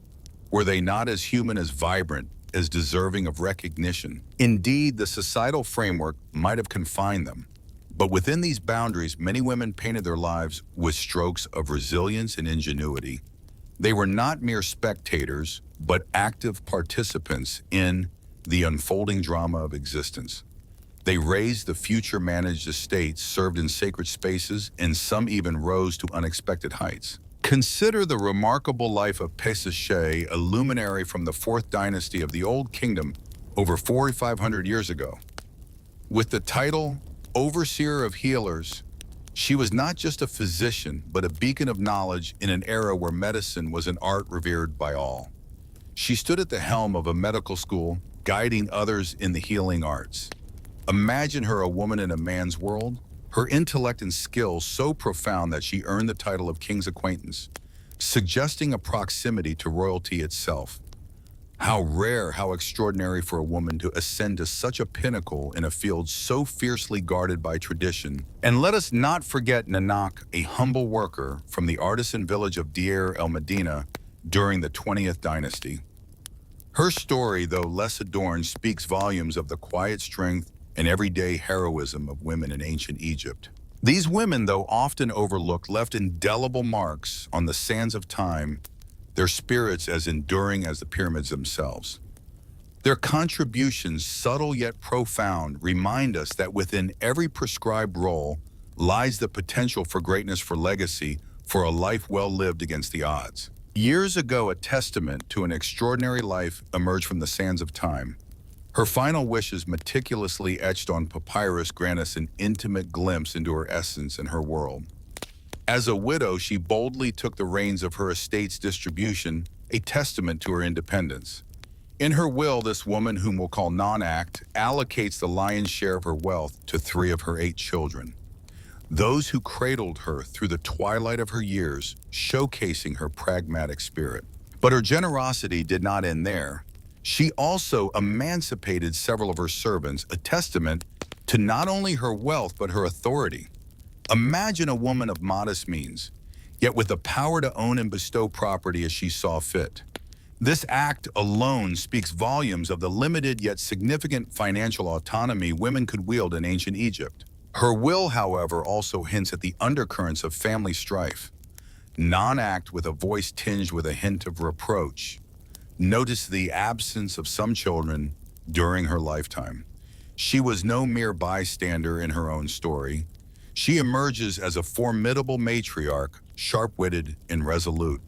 One can almost hear her voice firm and unyielding as she ensures her wishes are respected.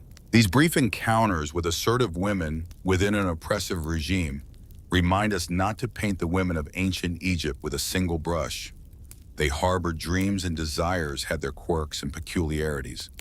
They loved with an intensity that could move mountains, taking immense pride in their children's achievements, even if those went unnoticed by the broader world.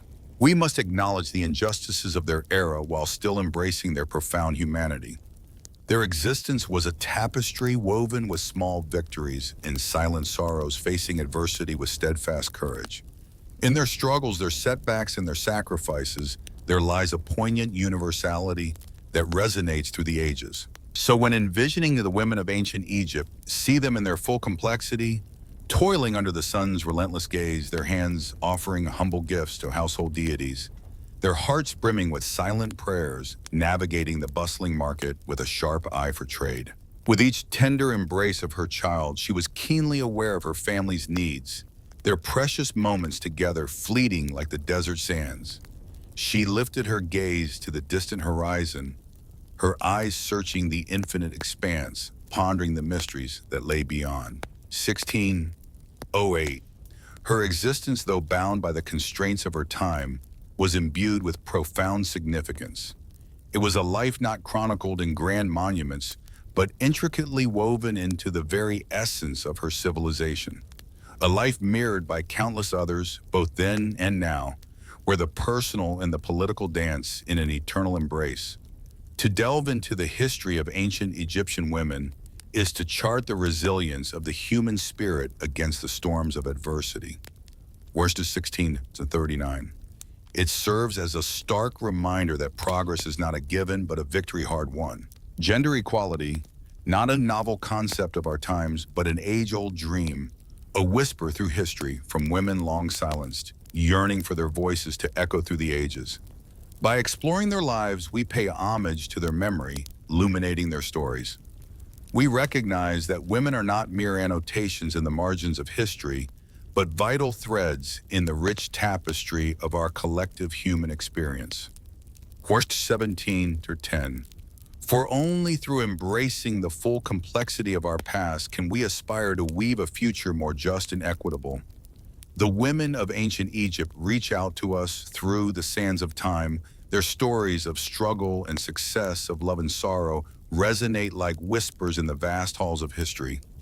Let us heed their call, not viewing them as mere victims, but as vibrant agents, striving in an imperfect world. Warren to 1739. Let us hold their legacy aloft, ensuring no woman's story is ever buried by the shifting sands of time. In their honor, let us strive for a world where every woman can walk with dignity, with autonomy, and with opportunity. A world where daughters are cherished as much as sons, where wives stand as equals, not possessions. Verse to 18, A world that would be a revelation to our ancient sisters, a testament to the enduring power of their dreams and the undying spirit of their aspirations. Over the earth, coaxing life from the soil with every deliberate movement. Ah, the banks of the Nile, a place where life's pulse was measured not in heartbeats, but in the ebb and flow of the river's mighty waters. Each year, as the Nile swelled with pride, it spilled over its banks, laying down a fertile shroud of rich black silt upon the fields. Imagine for a fleeting season the land transformed into a vibrant tapestry of green, a testament to nature's relentless renewal. The very essence of Egypt's existence hinged on this annual ballet with the Nile. Who understood this dance better than the kingdom's farmers?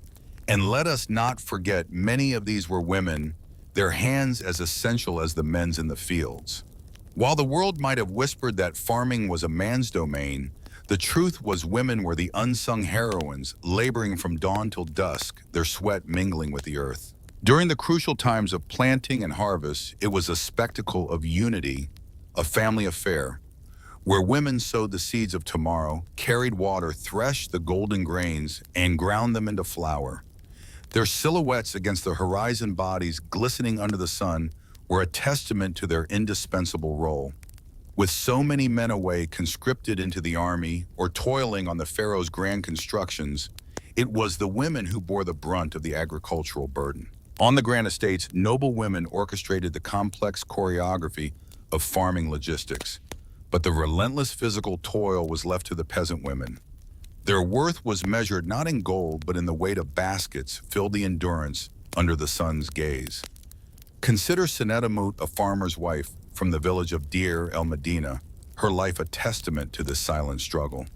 Before the sun dared to show its face, she would wrap her sleeping children in linen, preparing herself for the day's labor. With a hoe as her scepter and a baby as her companion, she ventured out her back, bent in service to the earth, her hands shaping the future of Egypt. How many stories like hers of resilience and silent strength are etched in the annals of history waiting to be told? As the sun climbed higher in the sky, Senetmut's fields flourished with the tender shoots she had coaxed from the stubborn earth. With each passing day, as the crops stretched toward the heavens, her heart fluttered with both excitement and fear. A bountiful harvest would grace their table, fill their storehouses, and honor Renanot, the serpentine deity of the harvest, with offerings of thanks. But oh, the harvest was a relentless race against time. It demanded every ounce of strength from the break of dawn until the stars took the night watch. Yet amidst this grueling toil, Senetmut discovered fleeting moments of pure joy, the earthy aroma of freshly turned soil, the comforting ache in her muscles at the day's end, and the laughter of her children, their tiny forms darting through the towering wheat like playful spirits. Farming was backbreaking, yes, but it was also a testament to her resilience, her silent fortitude in the face of life's relentless trials. For women like Senetmut, farming was not merely a choice. It was their lifeline, their means to carve out a semblance of existence in a world that often overlooked their worth. They toiled under the scorching sun, their blood, sweat, and tears mingling with the ancient Egyptian soil, knowing well that the bounty of their hard work would often be enjoyed by others. The pharaoh, the priests, the landowners, these were the ones who harvested the rewards of the women's unending labor. Season after season, they reaped while the women sowed. These women rose before the dawn, their hands turning rough, their backs bending under the weight of their burdens. They bore children amidst the furrows, nursed them while their fingers worked the flax. They grieved for daughters married off too young and for sons lost to distant wars. Yet they persevered, driven by necessity, by the needs of their families, by the unyielding necessity to survive in a society that so often undervalued their toil. In tending the land, they found not just sustenance, but a profound purpose, a silent, enduring testament to their strength and spirit. As the sun sets, casting a golden glow over the verdant fields of ancient Egypt, let your thoughts linger on the women like Senetmut, whose tireless efforts turned the barren earth into a tapestry of life. Picture them rising with the dawn, their silhouettes against the breaking light, their infants nestled securely on their backs, their hands worn and calloused from a day's labor. These are the unsung architects of civilization, their stories whispered away by the sands of time. Yet their legacy is as enduring as the Nile itself. As dusk embraced the land and the sky was speckled with the first stars, Senetmut would gather her children close, her voice a soothing melody against the night recounting tales of Osiris and Isis. In these moments, she understood her life as a mere thread in the vast, intricate weave of existence. Yet with each tale, each labor, she wove something eternal, something beautiful. Isn't it astonishing how amidst the unyielding trials of their existence, these women found solace in purpose? They sculpted joy from hardship, resilience from subjugation. Relegated to the shadows of history, their quiet fortitude resonates through time, a testament to the indomitable spirit of the human heart. The narrative of these ancient Egyptian women is not just one of toil and oppression. It's a saga of profound bravery, tenacity, and elegance in adversity. They carried the burden of their world with a strength that commands our utmost respect and awe. So let us hold in our minds these forgotten heroines of the Nile. Let us honor the sacrifices they made and the small victories they achieved. Let their stories inspire us to envision a world where no woman's efforts go unnoticed, where every act of perseverance is celebrated, and every heartbeat of resilience is cherished. Their legacy, though whispered, speaks volumes of the enduring power of the human spirit. As we surrender to the gentle embrace of slumber tonight, let us envision a transformed Egypt where the spirit of Senetmut and her sisters thrives. A world where these women stand not merely as the silent pillars of society, but as its pulsating, life-giving force. Imagine them unshackled, free to forge their own destinies, their stories not swallowed by the shifting dunes, but etched into the annals of history. Let their legacies be a testament to the unyielding resilience of the human spirit, even against the most formidable adversities. Envision, if you will, the lavish wigs of Egypt's elite women. These were not mere accessories, but heavy, ornate burdens crafted from human hair, intricately woven with plant fibers and wool. For those of wealth and status, these wigs were further embellished with golden trinkets, jeweled pins, and complex braids, turning each into a dazzling yet oppressive crown. Picture the scene: a high-ranking scribe's wife readying herself for a grand feast at the Pharaoh's palace. Her attendants toil for hours, weaving gold into her hair, securing beads of vibrant lapis lazuli. The result is a towering spectacle, a testament to her status and allure. Yet as the night unfolds, the weight of this magnificent creation becomes a trial. Sweat glistens on her forehead, trickling down her neck, soaking into the delicate linen of her dress. By evening's end, her head throbs, her neck strains under the load of her own splendor. And what of the royal women expected to epitomize the pinnacle of feminine grace? Their visages were immortalized in stone, their beauty celebrated in temple murals. Perhaps no one embodied this ideal more masterfully than Cleopatra Sespen, the last pharaoh of a once mighty dynasty.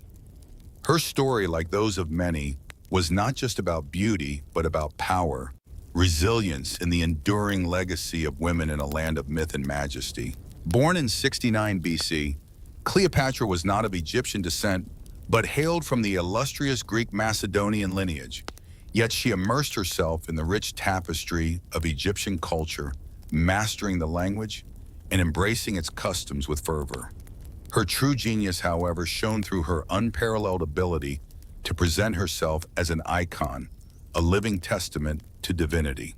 Imagine Cleopatra draped in robes of shimmering gold, adorned with the finest jewels, her visage painted with the dramatic hues of coal and green malachite, embodying the very essence of Isis and Aphrodite. When she first encountered Julius Caesar, legend tells us she was rolled up within a carpet, unrolling herself before him like a divine revelation, her beauty and wit as disarming as they were enchanting. She bore Caesar a son, Caesarion, binding her fate ever more closely to Rome. But oh, how precarious her power after Caesar's tragic fall. Cleopatra, ever the enchantress, captivated Mark Antony. Their nights were filled with sumptuous feasts aboard her perfumed barge, a spectacle of decadence and allure. Yet beneath this intoxicating facade, Cleopatra's sovereignty was a fragile thing, teetering on the edge of Roman whims and political machinations. As Octavian's forces drew near, Cleopatra, facing the ultimate humiliation of capture, chose a dignified end. The asp, that ancient symbol of Egyptian potency, delivered her to death, its venom, a final act of autonomy in a life ruled by the games of men. Cleopatra's saga is a poignant tapestry of power and subjugation, of a queen who seemed to command the world, yet was, in the end, but a pawn in its grand theater.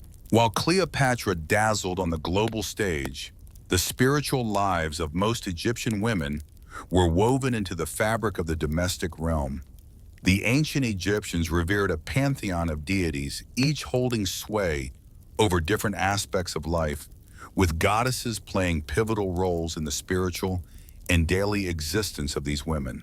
Among the pantheon of ancient Egyptian gods, none held more significance to the daily lives of the people than those who blessed the home childbirth and the fertile earth. Imagine the heartfelt invocations to Taweret, the majestic, hippo-headed guardian of labor. Her fierce countenance was not just for show. It was a shield, a sentinel against the malevolent spirits that lurked, ever ready to snatch the joy from a mother's heart during childbirth. Her statues, placed with reverence in homes, stood as silent protectors, their daunting presence a comfort in the face of life's most perilous moments. Then there was Bes, the jovial dwarf god, his lion's mane a crown of mirth. His raucous laughter and spirited dance were more than mere entertainment.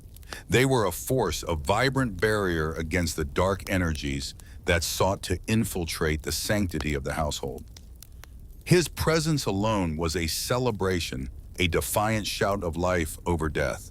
And who could overlook Hathor, the enchanting cow-headed deity of love, beauty, and motherhood?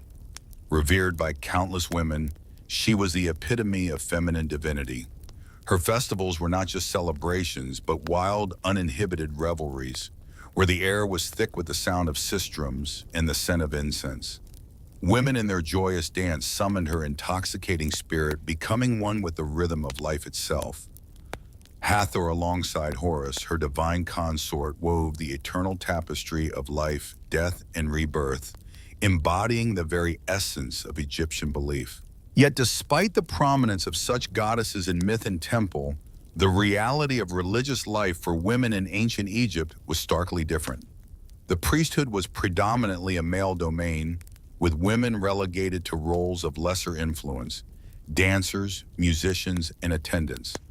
However, exceptions did exist, like the gods' wives of Amun, a select group of royal women who held significant spiritual power. But what of the common woman?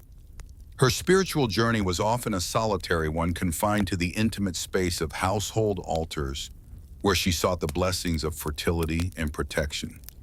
Yet in this seemingly limited sphere, stories of extraordinary women, like he said, a chantress of Amun, emerged.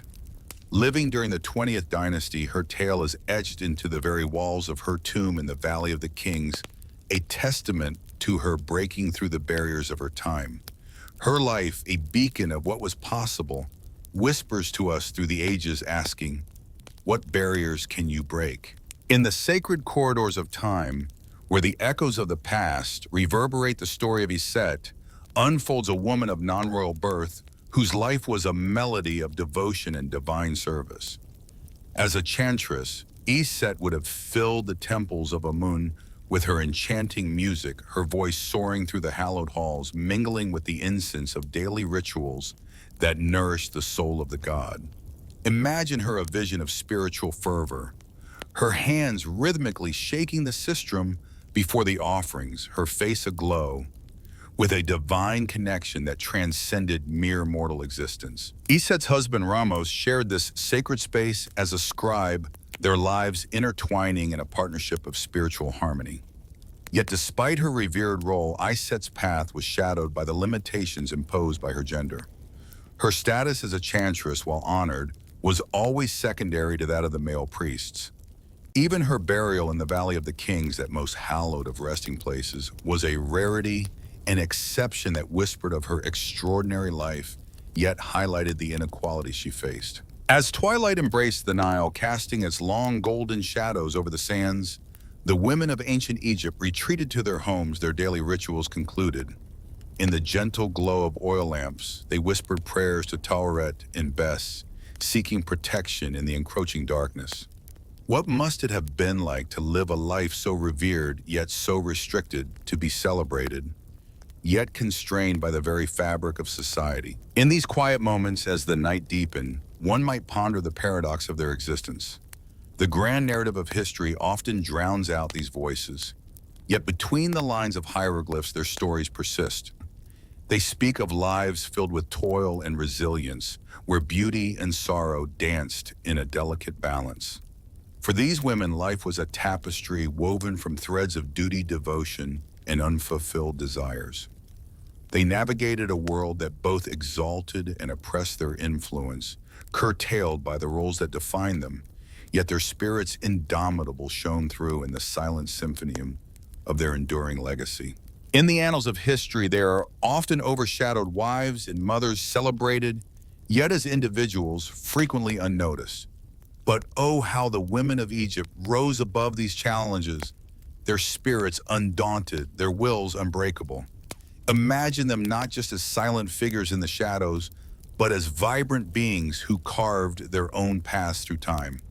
Queens like Hatshepsut and Cleopatra, who did not merely sit upon thrones, but seized power with a defiance that echoes through the ages. Consider Merit Patar, a physician whose hands healed not only the physical ailments, but also the spirits of her sisters.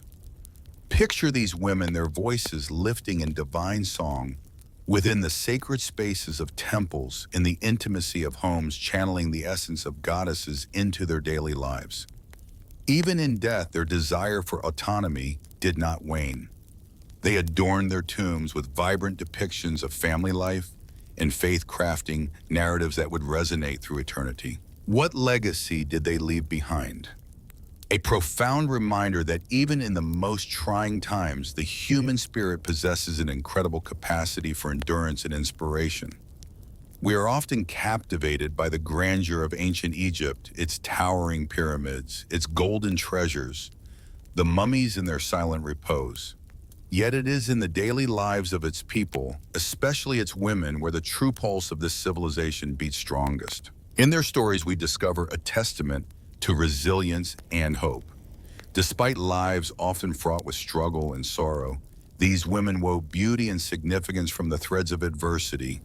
They loved, they laughed, they dreamed, they dared all, while the world tried to confine them. Thus, from the women of ancient Egypt, perhaps we draw the most profound lesson that even in the darkest of times, the human spirit can soar, illuminating the path for all who follow. In the bleakest of epochs, when shadows loom large and despair seems inevitable, the luminous essence of the human spirit still finds a way to glimmer through. Amidst tyranny and inequity, seeds of bravery and benevolence sprout and thrive. As slumber calls us to rest, let our minds wander to those women of the Nile, their faces bathed in the soft luminescence of oil lamps, their voices lifting in song to the divine goddesses. 34 to 51. Let us pay homage to their battles, revel in their victories, and in doing so draw inspiration for our own journeys. The tale of ancient Egypt transcends mere chronicles of pharaohs and conquests of monumental structures and opulence. It is at its heart a saga of the people, of the men and women who lived, loved, toiled, and dreamed under the eternal caress of the sun. 1 Chronicles 35 to 15. Within the narratives of Egyptian women, we unearth a profound testament to the resilience and might that dwells within each of us. As night envelops the world and the stars trace their celestial paths, envision the spirits of these women, guardians of wisdom, their legacies reverberating through time. 1 Chronicles 35:42. From their tales, we glean the fortitude to confront our personal adversities, to transcend the boundaries that seek to confine us. Let us express our gratitude for the women of ancient Egypt, for their valor, their compassion, and their timeless legacy. and let their stories be our guide as we navigate the intricate tapestry of our own lives, striving for a world where every voice resonates and every spirit is liberated to soar. The existence of an ordinary Egyptian woman was marked by labor, submission, and often sorrow. 136-13. While the civilization boasts grandeur and feats the women who contributed to its foundation were often relegated to, from the moment the shadows of youth began to recede, a girl's destiny was wrested from her own hands. Childhood, oh so fleeting, barely whispered its farewell before society thrust her into womanhood, often at the tender age of 12 or 13. These young brides were betrothed to men, sometimes decades their senior, in a calculated dance of familial alliances and economic gain orchestrated by the paternal hand. Plus, education. A luxury, a mere whisper in the wind, for most accessible only to the privileged few. The daughters of affluence might with fortune's smile learn the art of letters, but this was a rarity. For the masses, education was synonymous with domesticity, cooking, cleaning, the rhythmic dance of spinning and weaving, and the nurturing of children. These were the lessons etched into their lives, preparing them for the inevitable roles they were expected to fulfill. Once ensnared in matrimony, a woman's existence revolved around childbirth. Sons were the jewels in the crown, the bearers of legacy, but each birth was a perilous journey. In an age devoid of modern medical miracles, 1 in 3 women faced death's shadow, either in childbirth or shortly after, their lives extinguished like candles in a storm. Those who survived bore the weight of many children, their bodies a testament to their endurance, their wombs a battlefield. What of contraception? It existed, but its efficacy was as fleeting as a summer's breeze, unreliable and scarcely available. A woman was expected to be the epitome of obedience and beauty, her own needs forever secondary to her husband's desires. Divorce was a labyrinth for her, requiring proof of severe mistreatment or neglect, while her husband could dissolve their union with a mere declaration and a modest stipend. Divorce branded her with stigma, pushing her back into the protective yet confining arms of her father's house, or into the uncertain embrace of relatives. As the years passed, her societal standing waned with her youth and fertility, her voice growing fainter in a world that valued her less with each passing season. And should she outlive her husband, which many did, her marginalization only deepened her future as uncertain as the shadows that once defined her youth. She would need to lean heavily on the support of her children, particularly her sons, for sustenance and protection. Yet this support was not assured to elderly women bereft of male guardians, stood as the most vulnerable shadows in society's tapestry, perilously teetering on the edge of poverty, homelessness, and abuse. Even those of the highest echelons were not spared from such cruel fates and profound sorrows. Take Nefertiti, the celebrated queen whose beauty and influence are etched in legend. Married to the contentious Pharaoh Akhenaten, who turned Egyptian religion and culture on its head, Nefertiti's life was far from a fairy tale. She bore 6 daughters with Akhenaten, but no surviving sons. In a desperate bid to secure the line of succession, Akhenaten married 2 of his daughters, with one bearing the future Pharaoh Tutankhamun. Nefertiti's presence then fades from history, shrouded in mystery. Did she fall from grace or meet an untimely end? Despite her regal status, she was still at the mercy of her husband's decisions and the overwhelming need to produce a male heir. The life of an Egyptian woman was nothing short of back-breaking toil. Imagine the daily grind, cooking over open fires with cumbersome clay pots, a task that consumed hours of each day. Bread, the very backbone of the Egyptian diet, needed to be baked fresh daily. This meant endless hours of grinding grain, kneading dough, and stoking the fire. Water had to be lugged from the Nile for every need: cooking, washing, drinking. Clothes and linens were scrubbed by hand in the river, then spread out under the relentless sun to dry. The day was further consumed by spinning, weaving, and sewing. Linen made from flax was the primary fabric.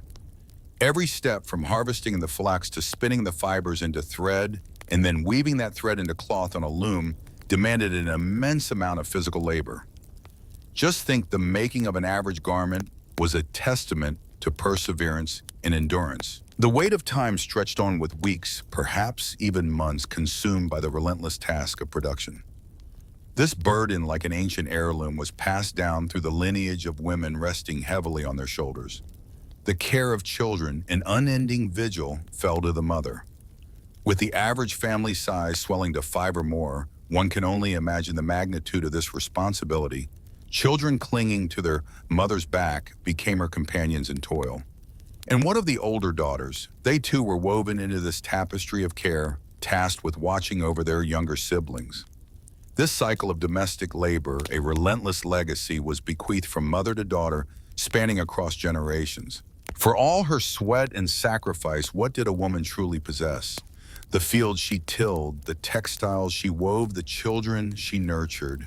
None were hers by right. Property, wealth, even her own identity were bestowed upon her by her husband or father. She could not contract, could not stand alone in legal matters without a male guardian to speak on her behalf. Oh, the irony! Her life's work, her essence, was not her own. In this harsh, unyielding world, the shadow of disease and death loomed large. With medical knowledge as scarce as rain in the desert, even the smallest injury or illness could herald the end. Infections, malnutrition, parasites, and diseases spread like wildfire, especially among the impoverished masses squeezed into squalid living conditions. While the affluent might boast rudimentary plumbing, a limestone seat here, a copper pipe there, for the majority hygiene was a luxury lost to the ages. Waste littered the streets or was dumped into open pits, and even the revered Nile, the giver of life, became a bearer of death, its waters a breeding ground for lethal diseases. Yet amidst this bleakness, there were glimmers of knowledge. Ancient texts like the Ebers Papyrus and the Edwin Smith Papyrus offered some light detailing treatments for various ailments.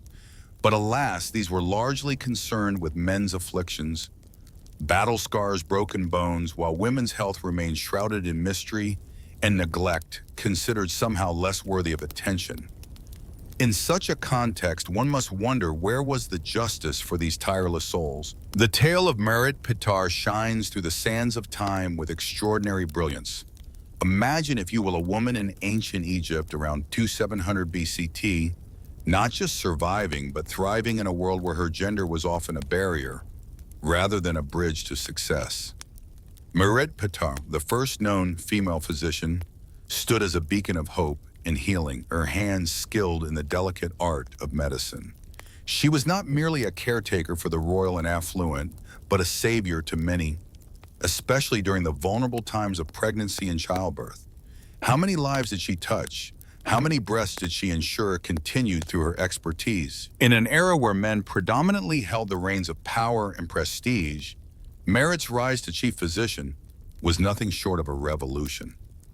Her name etched into history speaks volumes of the respect she garnered, a testament to her exceptional abilities in a society that often rendered women invisible.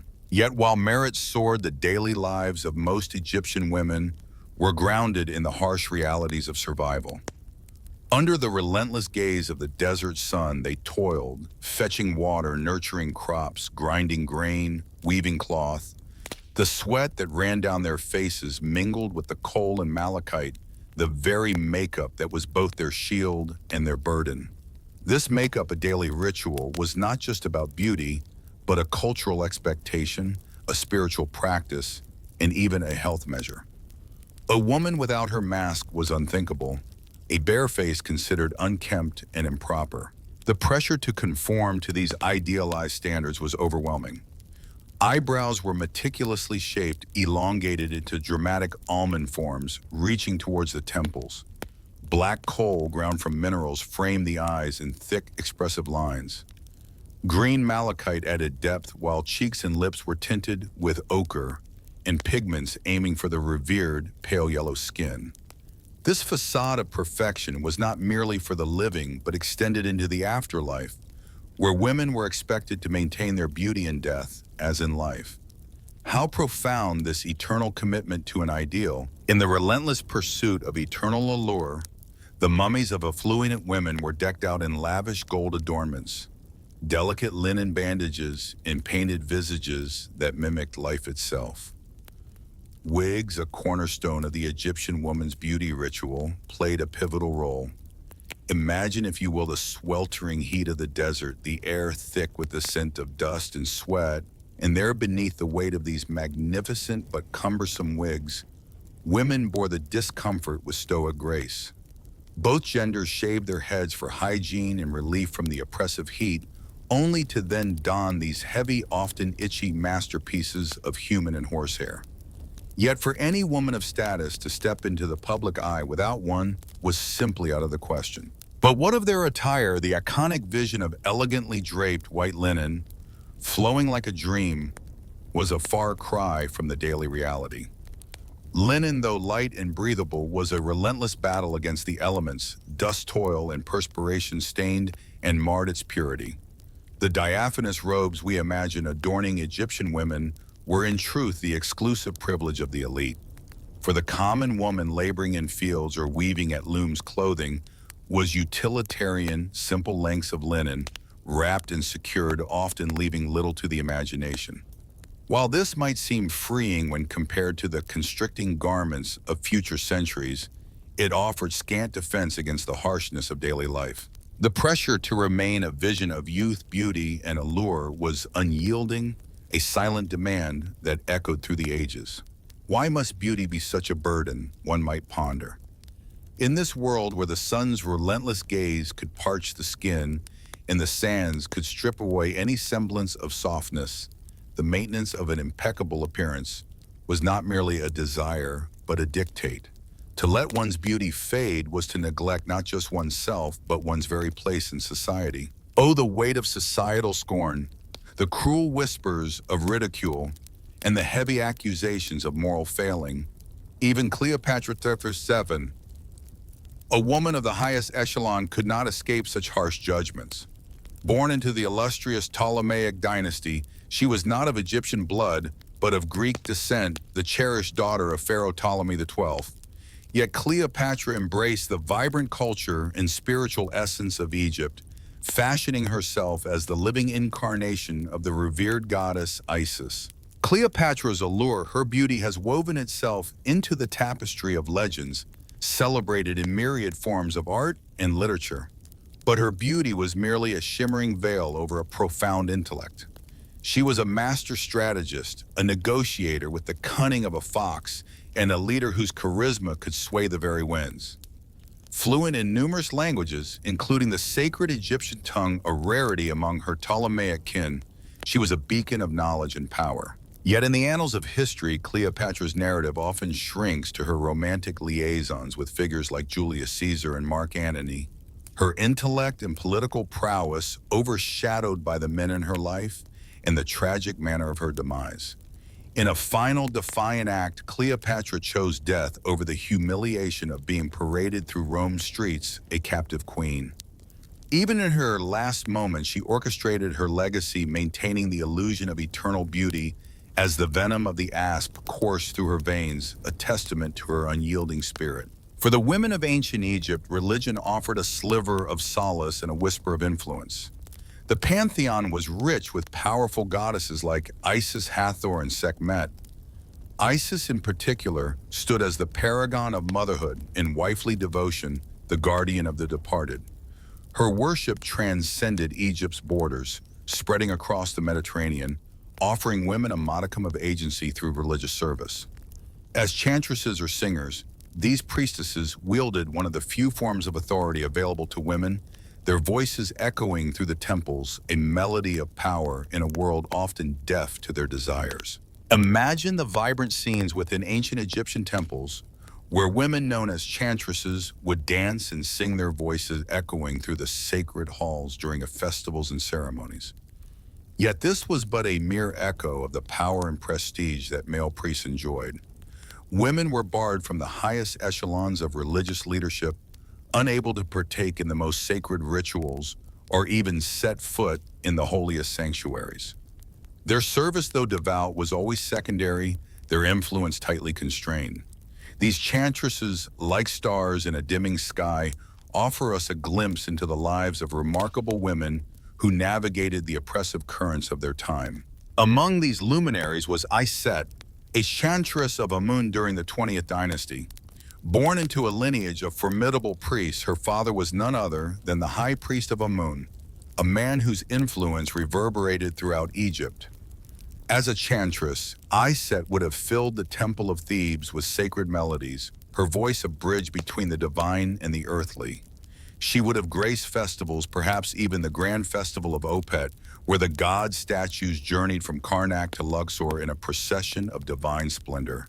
Yet despite her noble birth and sacred role, Iset's power was but a shadow of her father's.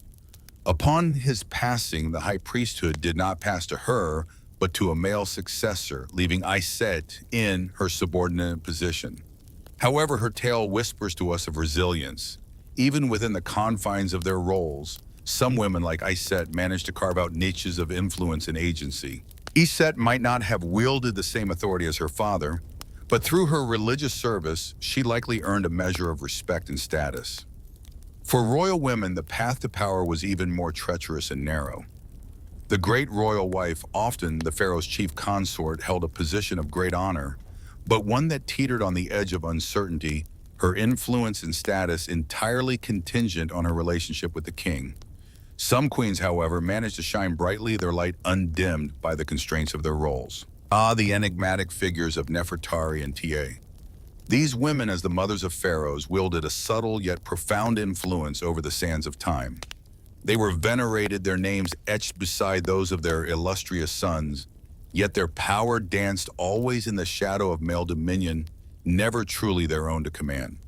But let us not forget the rare, audacious souls who broke from this mold. Take Hatshepsut, for instance, a beacon of female sovereignty in the 15th century BCE, a pharaoh in her own right, not merely by proxy. After the untimely demise of her husband, Thutmose II, she assumed the regency for her stepson, but oh, how she refused to relinquish the throne when he came of age. For over 2 decades, Hatshepsut reigned supreme, her reign marked by the construction of majestic temples, the flourishing of trade, and the might of military prowess. Yet to assert her legitimacy, she cloaked herself in the symbols of male pharaohs, bearded, regal, and commanding in her depictions. But alas, the sands of time are cruel. Her successor, Thutmose III, in a fit of vengeance or perhaps jealousy, sought to erase her very existence from history. Her name was chiseled away, her images defaced, a stark reminder that even in death, a woman's audacity to wield power could stir the wrath of men. And what of Cleopatra, another who dared to rule with an iron fist in a world of silk and intrigue? These women, these exceptional exceptions, faced opposition at every turn, their reigns a testament to the resilience of the spirit against the tides of tradition. Yet consider the plight of the royal woman ensconced in luxury, yet ensnared in a gilded cage. Her worth measured by her fertility, her alliances, her strategic value in the grand chessboard of dynastic politics. At any whisper of dissent, she could plummet from grace, be ousted by a rival, or worse, meet a fate as cruel as exile or execution. Oh, the stories of Nefertari, the beloved of Ramses II, echo through the corridors of time, tales of love, power, and the relentless pursuit of legacy in a world where every step was a delicate dance on the edge of oblivion. Oh, what a heart-wrenching tale of Queen Nefertari, the most cherished of Ramses II's consorts. She who was revered and laid to rest in a splendid tomb in the Valley of the Queens, yet whose power was as fragile as the reed mats upon which she slept.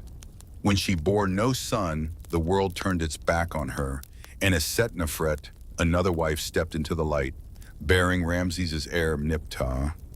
How fleeting the glory of a woman's reign in ancient Egypt. In this land of splendor and might, the lives of women were a tapestry of shadows woven with threads of uncertainty and dread.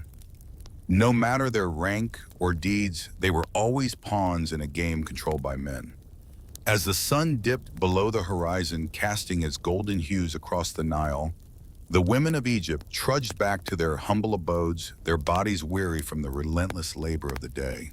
With hands roughened by toil, they kneaded the dough, stitched the torn garments, and soothed the cries of their little ones, continuing the legacy of their foremothers. Yet as they lay down on their simple reed mats, perhaps, just perhaps, they dared to dream. dreams of a life unshackled by the chains of property, of being more than mere chattel or beasts of burden, dreams of freedom to learn to craft, to wander, to love, to claim their own destinies. But these dreams, like the mist over the Nile at dawn, were fleeting, ephemeral. With the first light of day, they would vanish, leaving behind the harsh reality of a life ordained by others. Yet within the hushed tales whispered from mother to daughter, in the sacred hymns sung by the priestesses, in the defiant eyes of a queen who ruled as a king, a glimmer of hope persisted through the ages. Could it be that even in their subjugation, these women held onto a spark of defiance, a silent cry for a future where their stories would not be just echoes, but resounding declarations of their own making? Even in the darkest of times, the resilient spirit of women shone as a beacon of hope, a reminder that no force could extinguish their flame. 155:16. The sands of Egypt have long since shifted their dunes, whispering tales of ancient lives. The once majestic monuments, now smoothed by the relentless march of time, stand as silent witnesses to the past. Yet the stories of the women who once walked along the Nile's fertile banks resonate still, a poignant tribute to their strength, their pain, and their fierce determination to endure in a world intent on erasing them. 155:40. As we gaze upon the remnants of this grand civilization, it's tempting to marvel at the towering pyramids, the golden treasures, the enigmatic hieroglyphs. But let us pause and reflect on those who lived in the shadows of these great structures. Let us honor the women who braved the fierce desert sun, who fetched water, reaped the harvest, and gave birth in both joy and agony. 56:09. Their names might have been forgotten, their faces lost to the sands of time, but their legacy is woven into the very essence of the land they nurtured, in the eternal flow of the river that gave them life. They were the pulsating heart of Egypt, the unsung heroines upon whose shoulders an empire was built. Though born into a world harsh and unyielding, a world that tried to shatter their spirits and dreams, they stood firm against the tempest of adversity. 156:42. In their struggle, they discovered ways to claim small victories, to carve out niches of agency and meaning. They kept the hearths warm, the shrines sacred, weaving the fabric of community and tradition with their own hands. They were the keepers of stories, the guardians of wisdom passed down through generations. Theirs was a silent but powerful kindred spirit. As the relentless sun cast its gaze upon the bustling streets of Thebes, a young woman named Aset dashed toward the majestic pylons of the grand temple complex at Karnak, her feet pounding the sun-baked earth. Sweat shimmered on her forehead, her linen-sheathed dress now a second skin molded by the relentless heat. Yet her physical unease was but a whisper compared to the roar of purpose that filled her heart. She was not just any woman. Aset had carved a niche for herself in the male-dominated realm of ancient Egyptian religion. As a chantress of Amun, the god of creation, she bore the sacred duty of voicing hymns and executing rituals with meticulous precision. 157:42. This role, prestigious and demanding, was the fruit of years of unwavering dedication. But even as she stood among her fellow chantresses, Aset was acutely aware of her place, a mere ripple in the vast ocean of male authority that governed the temple. For women in this ancient civilization, religion was a tapestry of contradictions woven with threads of power and subservience. 58:02. Here, the divine was not devoid of femininity. The pantheon brimmed with formidable goddesses like Isis, the enchantress of magic and motherhood, and Hathor, the epitome of love and beauty. Their images graced the walls of temples, their stories etched into the very heart of Egypt. Yet on the earthly plane, within the temple's sacred confines, women were often sidelined, their potential harnessed only within the narrow confines set by the male priesthood. The priesthood, a domain almost exclusively male, relegated women to roles like chantresses or priestesses of deities linked to fertility and childbirth. 158:28. Their influence, though significant in its own right, was always under the watchful, often restrictive gaze of the male hierarchy. For Aset, the temple was a paradox, a sanctuary from the domestic drudgery that defining the lives of most Egyptian women, yet a gilded cage where her aspirations were clipped by tradition and patriarchy. Fonda 52. Here within these sacred walls, she found freedom from the mundane, from the endless cycle of birthing, nurturing, and maintaining a household. But was this truly freedom or merely a different kind of servitude? In the sacred chambers of the temple, Iset found solace, her voice blending into a chorus of chantresses, their hymns soaring in praise of Amun. Oh, how the melody lifted her spirit. Yet beneath this divine ecstasy, a gnawing truth persisted. Ye's sanctuary was but a fragile refuge. She was a mere participant in these sacred rites with no true command over her fate. Like all women in this ancient land, her life was governed by the men around her, the priests who were the gatekeepers to the divine, the husbands whose whims could cast her into the shadows, and the sons destined to inherit the scant fruits of her labor. As the chants swelled, filling the temple with a crescendo of devotion, the air heavy with the scent of incense, Iset dared to dream. She closed her eyes, envisioning a world where women could tread paths of their own choosing, where their worth was not measured by the children they bore or the homes they maintained. Could such a world exist? A realm where the divine feminine was not just celebrated but empowered. But this vision, as tantalizing as it was, flickered and faded like a mirage in the desert sun. Reality, stark and unyielding, was a relentless reminder of her subjugation. From cradle to grave, women in Egypt were deemed lesser, less in strength, intellect, and soul. They were to be compliant, subservient, and perpetually fertile, tasked with birthing sons to perpetuate the lineage, and daughters to be swiftly wedded away. Girlhood so fleeting was often harsh, a brief prelude to a life under the thumb of patriarchal rule. In this bygone era where the sun seemed to set early, on the dreams of the young education was a luxury, a rare jewel clutched tightly by those fortunate enough to be born into wealth. Boys of affluent families were ushered into the hallowed halls of temple schools, where they would learn the sacred arts of reading, writing, and arithmetic. However, for girls, the dawn of knowledge was often eclipsed by the shadow of domesticity. Their lives were an endless tapestry of chores, each thread woven from necessity rather than choice. As these girls blossomed into adolescence, society deemed them ready for marriage, often to men who were not just older, but also firmly rooted in their professional lives. These marriages, orchestrated by fathers or guardians, paid little heed to the girl's own desires or dreams. What could be more heart-wrenching than a union where one's voice is silenced before it even learns to speak? Once wed, the expectation was clear and cruel to bear children with haste and without pause. The perilous journey of childbirth was a stark reality for Egyptian women, where the line between life and death was as thin as a papyrus scroll. Without the shield of modern medicine, each birth was a gamble, each survival a miracle, yet the cost was high. Those who endured were left frail, their bodies bearing the scars of their struggle, vulnerable to the myriad diseases that lurked in the shadows of crowded cities and villages. For women of the lower echelons, life was not just hard, it was merciless. While the affluent might occasionally taste the sweet fruits of privilege, the poor toiled in the fields or in workshops, their hands shaping the very economy that overlooked them. Stripped of legal rights, these women had no refuge from the tyranny of abusive husbands or fathers, no beacon of hope for a brighter future for themselves or their progeny. Yet amidst this oppressive tapestry, figures like Merit Attah emerge, a beacon of defiance against the rigid gender norms. A woman celebrated as possibly the first female physician in recorded history, her story is a whisper of what could be a testament to the resilience and potential of women even within the confines of their era's expectations. In the heart of the Old Kingdom, around 2700 BC, there lived a woman named Pitar, born into the echelons of power and privilege.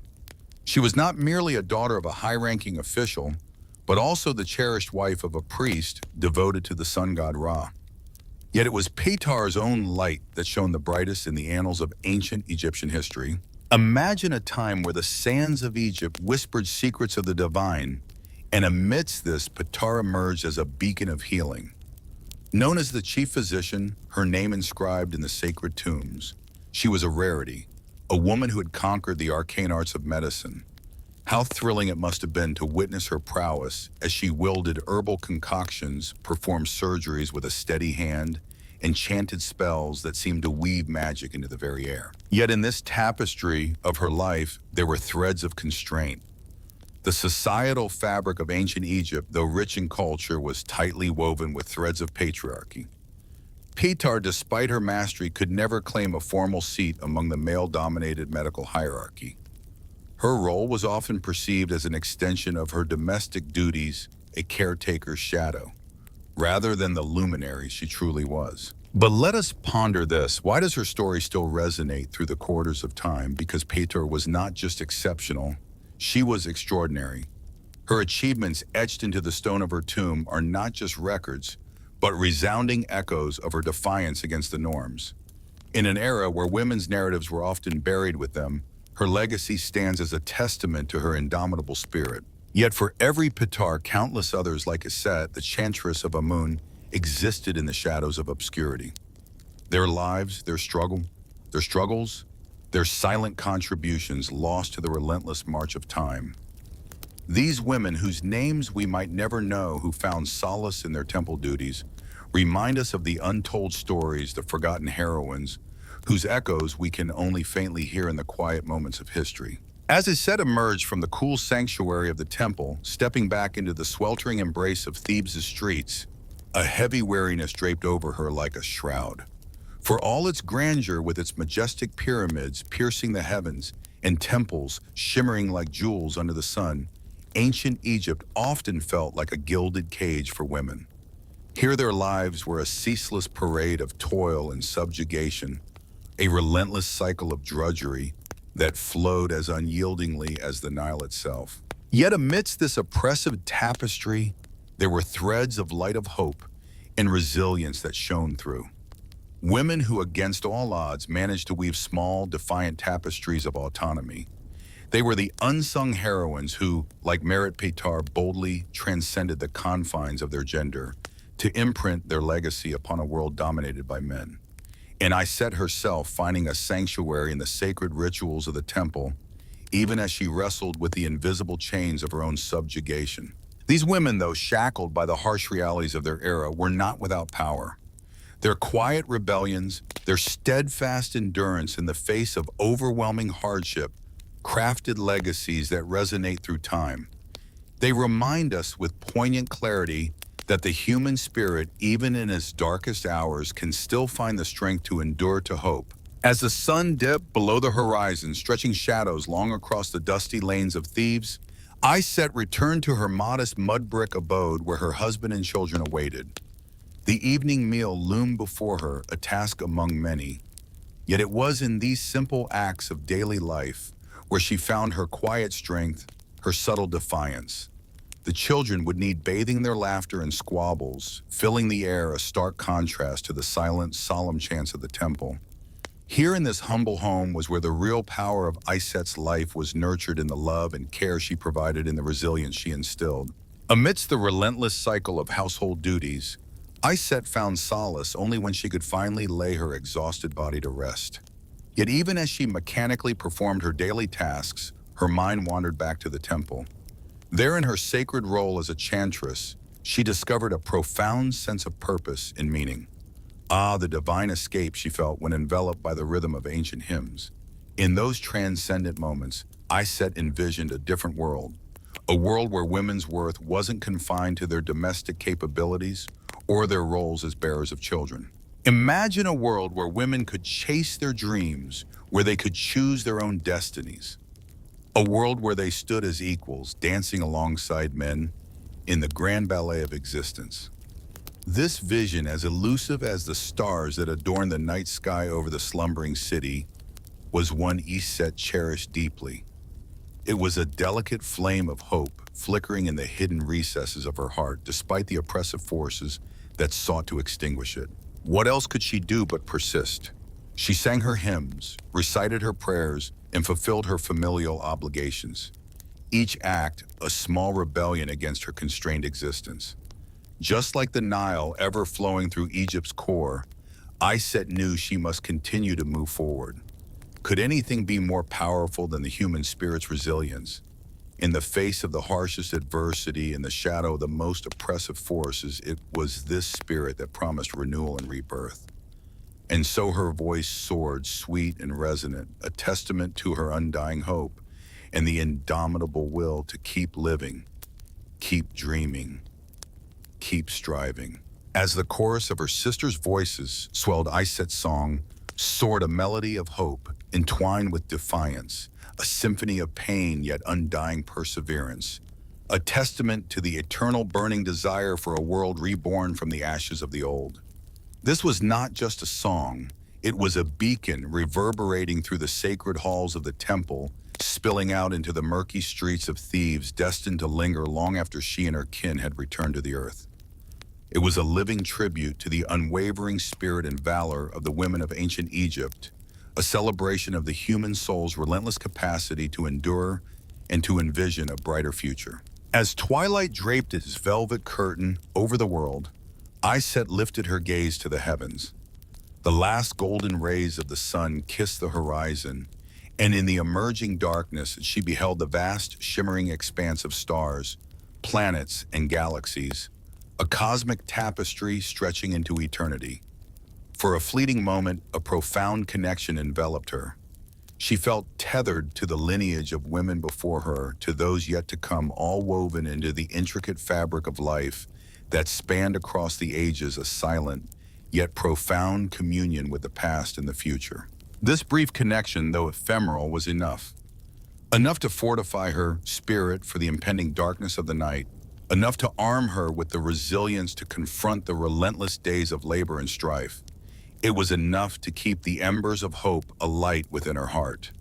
For what else could they do, these women of ancient Egypt, but to persist, to dream, to reach for the stars, no matter how distant or unattainable they appeared? Thus, through the ebb and flow of dynasties, through the ever-shifting sands of time and fate, through the harsh realities of their subjugation, these women endured. Their endurance was not just survival, it was a legacy, a beacon for generations, a testament to their strength and the indomitable spirit that they passed down through the ages. The echoes of their voices reverberate through time, a powerful symphony that speaks to the resilience of the human spirit. Oh, how their stories resonate with us, how their songs stir our souls. In the face of the darkest adversities, the women of ancient Egypt have left an indelible mark, not as victims, but as valiant warriors of their own fate. Their legacy, a beacon of hope, continues to thrive today, manifesting in the quiet yet fierce acts of resistance and defiance performed by women around the globe. Can you feel the unyielding strength that courses through this legacy? It's the strength to dream, to hope, to love, to battle, to endure, and ultimately to overcome against all odds. It's a testament to the undying power of the human will shining bright even when the night seems endless. Let us not forget these women. Let us celebrate them, honor their struggles, their victories, their heartaches, and their unbreakable spirit. Their thirst for a better world was as unquenchable as the Nile itself. Carry this torch forward into your life and beyond, into the future where others will take up the mantle. Keep their song alive, their tales of courage and perseverance. Fight for a reality where every woman can stand in the light of dignity, freedom, and hope. Reach for those stars, no matter how distant they might appear. In this reaching, we pay homage to those who have passed before us, lighting the path for those yet to come. This, the legacy of the women of ancient Egypt, is a clarion call to hope and resilience, a reminder of courage and defiance against even the most brutal of fates. It is a heritage not merely to be remembered, but to be lived, to be breathed into every act of our lives. Oh, the trials and triumphs of women through the ages. To every woman who has ever dared to dream, fought for justice, and yearned for a brighter world, this legacy is yours, enduring as long as there are souls to remember and hearts to carry the torch of hope. Imagine, if you will, the golden dunes of ancient Egypt kissed by the relentless sun, where life thrived along the majestic Nile. Bustling cities buzzed with the energy of merchants hawking their treasures and scribes meticulously chronicling the kingdom's tales. 12 Grand monuments dedicated to the Ma's and the glory of the pharaohs stood sentinel, their shadows stretching like divine timekeepers over the sands, marking the relentless march of time. But beneath this veneer of magnificence, a darker truth whispered through the windswept corridors of history. In this land of opulence and advancement, a patriarchal shadow loomed large, confining women to roles of subservience and struggle. To be born a woman in the era of the pharaohs was to draw a card of fate marked by hardship and subjugation. 2013-38. Yet amidst these trials, Egyptian women carved out spaces of empowerment, a beacon of autonomy that shone brighter than in many neighboring realms.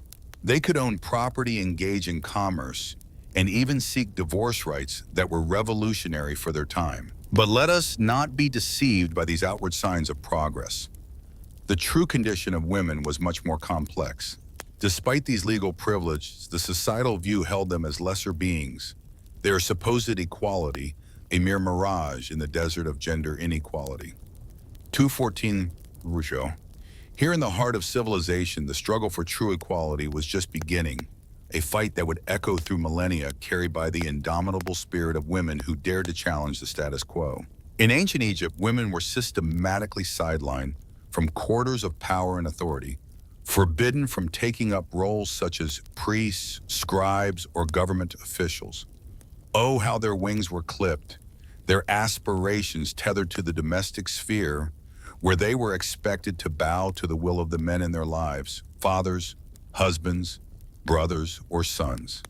This confinement was starkly evident in the institution of marriage and family. Young Egyptian girls, often barely out of childhood, were married off to men significantly their senior, with little voice in the matter. Imagine the silent cries of these young brides, their futures decided by others. Once married, their life's mission was to bear children, particularly sons, to perpetuate the family lineage. Yet in an age devoid of modern medical marvels, childbirth was a perilous journey. 1 in 3 Egyptian women faced death in the throes of giving life, a grim statistic that shadows their existence. And for those who survived the harrowing ordeal of childbirth, the road ahead was no less treacherous. With lifespans that seem fleeting by today's standards, many women outlived their husbands, left to navigate the twilight years in reliance on their offspring. For those without such familial support, the specter of destitution loomed large, a harsh reality for many. Even the most celebrated among them, like the iconic Nefertiti, could not escape the chains of gender. Nefertiti, the great royal wife of Pharaoh Akhenaten, wielded a power that was the envy of many. Her likeness immortalized in stone across the kingdom. Yet as Akhenaten's reign descended into chaos, Nefertiti's illustrious presence faded from history's pages. Her fate, intertwined with that of her husband, remains a poignant enigma, leaving us to ponder. Where did this queen of beauty and influence go when the sands of time shifted? Did she ever truly rule, or was her power merely a fleeting whisper? The whispers of history suggest that she might have briefly taken the throne of Pharaoh in her own right. Yet her reign, if it existed, was as fragile as the morning mist, quickly dissipating under the harsh sun of male dominion. Even the mightiest of Egypt's queens found themselves ensnared by the inexorable chains of patriarchal control. The grim shadow of death hung over all Egyptians, but it was particularly oppressive for the kingdom's women. In a land devoid of the miracles of modern medicine, death was not a distant visitor, but a constant lurking presence. How terrifying it must have been knowing that a simple cut, a slight fever, could usher one into the afterlife. Childbirth, that great and perilous journey, claimed countless lives. Mothers and newborns alike fell prey to its merciless grip, succumbing to hemorrhage or infection. The Nile, while the lifeblood of Egypt, was also a silent assassin, its waters teeming with invisible threats. Sanitation, a luxury for the few, left the masses vulnerable to the ravages of disease. And what of the medical knowledge of the time? Oh, the papyri spoke of surgeries, of potions and poultices, but the focus was overwhelmingly on men's ailments. Women's health was often an afterthought, a footnote in the grand narrative of healing. Yet in this somber tableau, a figure emerges, radiant with hope. Merit Ptah, the first woman physician known to history. Her story, like a torch in the darkness, lights the path for those who would follow. She stood not just as a healer, but as a beacon, challenging the shadows of her time, proving that even in a world where death and disease were omnipresent, the human spirit could still strive, could still shine. Had she graced the halls of the Pharaoh's court, her days would have been dedicated to the welfare of the royal family. Yet one can envision her extending her healing touch beyond the palace walls, offering solace and care to the kingdom's women, those often overlooked by a medical world ruled by men. But for the vast majority of women, the path to a bearable life was paved with the stones of conformity, adhering to the unforgiving beauty ideals of their era. The quintessential Egyptian woman was envisioned as slender, eternally youthful, with skin as smooth as the Nile's calmest waters, her hair an elaborate tapestry, and her face adorned with dramatic hues of coal malachite and red ochre. To embody this vision, women endured oppressive beauty regimes, donning heavy wigs crafted from human hair or plant fibers and painting their faces with bold, often suffocating makeup, all under the relentless gaze of the Egyptian sun. For many, these rituals were not merely about vanity, they were essential for survival. To appear aged, unkempt, or to carry extra weight was to court scorn, to be cast into the shadows of society, ignored by husbands and shunned by peers. Who among Egyptian women knew the power of image more intimately than Cleopatra, the last pharaoh of Egypt, a woman celebrated for her beauty, her sharp mind, and her mastery of political games? Cleopatra wielded her allure like a queen might wield her scepter, enchanting figures like Julius Caesar and Mark Antony, securing her throne through seduction and strategy. Yet even her meticulously crafted image could not fully protect her from the harsh realities of a patriarchal world. Her reign was a tapestry of power struggles with male co-rulers and kin, culminating in a tragic end where she chose death over the indignity of Roman captivity. In the spiritual domain as well, women sought their place navigating the complex. In the grand tapestry of the Egyptian pantheon, the divine feminine shone brightly with figures like Isis Hathor and Sekhmet. Yet their radiance often played second fiddle to the luminaries of male deities, such as Ra, Osiris, and Horus. Women, though permitted to serve as priestesses, found themselves barred from ascending to the loftiest ranks of religious hierarchy. But there was a whisper of exception, a breath of possibility in the form of the chantress. Imagine these chantresses' voices weaving through temple halls, their hymns a bridge between the mortal and the divine. Respected, sometimes even authoritative within sacred walls, these women were the outliers in a world where male dominance was the norm. Their status, though elevated, was still tethered by the strings of subservience to male priests and pharaohs. Take, for instance, Iset, a chantress of Amun from the 20th dynasty. Her life was a melody of training in music, poetry, and religious rites, her performances a tribute to Amun. Her role bestowed upon her a rare prestige in financial security, a beacon of hope in the dim light of women's rights during her era. Yet how could even this privileged existence shield her entirely from the societal expectations of marriage and motherhood? Her religious calling, though profound, was often eclipsed by the duties of hearth and home. Beyond the sacred enclosure, Aset, like her sisters, was bound by the same legal and social shackles. But for a select few, a different path gleamed with the promise of power, the royal court.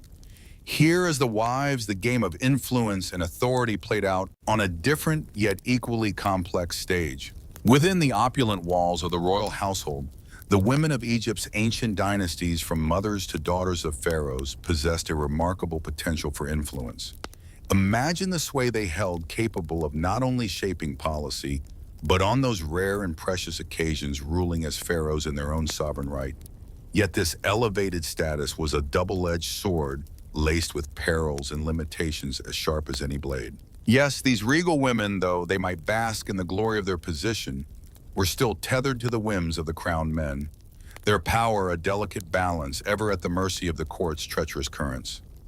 How precarious their position, where a single misstep or a fall from grace could plunge them into the shadows of obscurity, or worse, Consider the tale of Hatshepsut, that rare gem who seized the throne of Egypt not merely as a regent, but as a pharaoh in her own right. Born to Thutmose I and later wed to Thutmose II, she found herself at the helm of Egypt's destiny when her husband's untimely demise left only a young child to inherit. For over 2 decades, Hatshepsut reigned supreme, adopting the trappings of a male king false beard, and all leading Egypt to an era of prosperity, military triumphs, and grand architectural feats. But oh, the controversy that swirled around her. Her very gender became the weapon of her detractors, those who schemed to undermine her divine right. After her passing, how swiftly her successors moved to erase her from history, her name, her image chiseled away from the very stones that once celebrated her reign. Hatshepsut's saga stands as a monument to the indomitable spirit of Egyptian women, a beacon of their resilience against all odds. Yet it also casts a somber light on the fragile nature of female authority in a realm dominated by men. How poignant, how telling, that even in death her story continues to resonate with the echoes of her struggle. The sands of time have relentlessly swept across the once mighty civilization of ancient Egypt, entombing its secrets beneath the ever-shifting dunes. Yet amidst this relentless march of history, one poignant truth emerges like a beacon. To be a woman in that era was to tread a precarious path, a tightrope strung between subjugation and survival forever, at the mercy of forces far beyond their control. Oh, the resilience of these women, their spirits undaunted by the harsh dictates of their time. Their existence was a testament to human endurance, finding ways to weave meaning and purpose into lives where they were often seen merely as chattel or tools for barter. Through their tales, we catch fleeting glimpses of the incredible strength and resilience that buoyed them through millennia. Yet as we reflect on their lives, a profound question lingers. What heights might these women have scaled had they been unshackled from the chains of gender inequality? Imagine the world with women as leaders, innovators, visionaries. Oh, the wonders they might have unveiled. In pondering this, we find not just sorrow for what was lost, but inspiration to strive for a future where every woman, irrespective of her era or locale, is free to soar to her utmost potential. Let us remember these women of ancient Egypt not as mere shadows on history's edges, but as the valiant, resourceful souls they truly were. Let us honor their struggles, their quiet victories, and let us commit to crafting a future where their sacrifices are but memories. For in this endeavor, we celebrate the timeless essence of womankind, its strength, its beauty, its enduring power.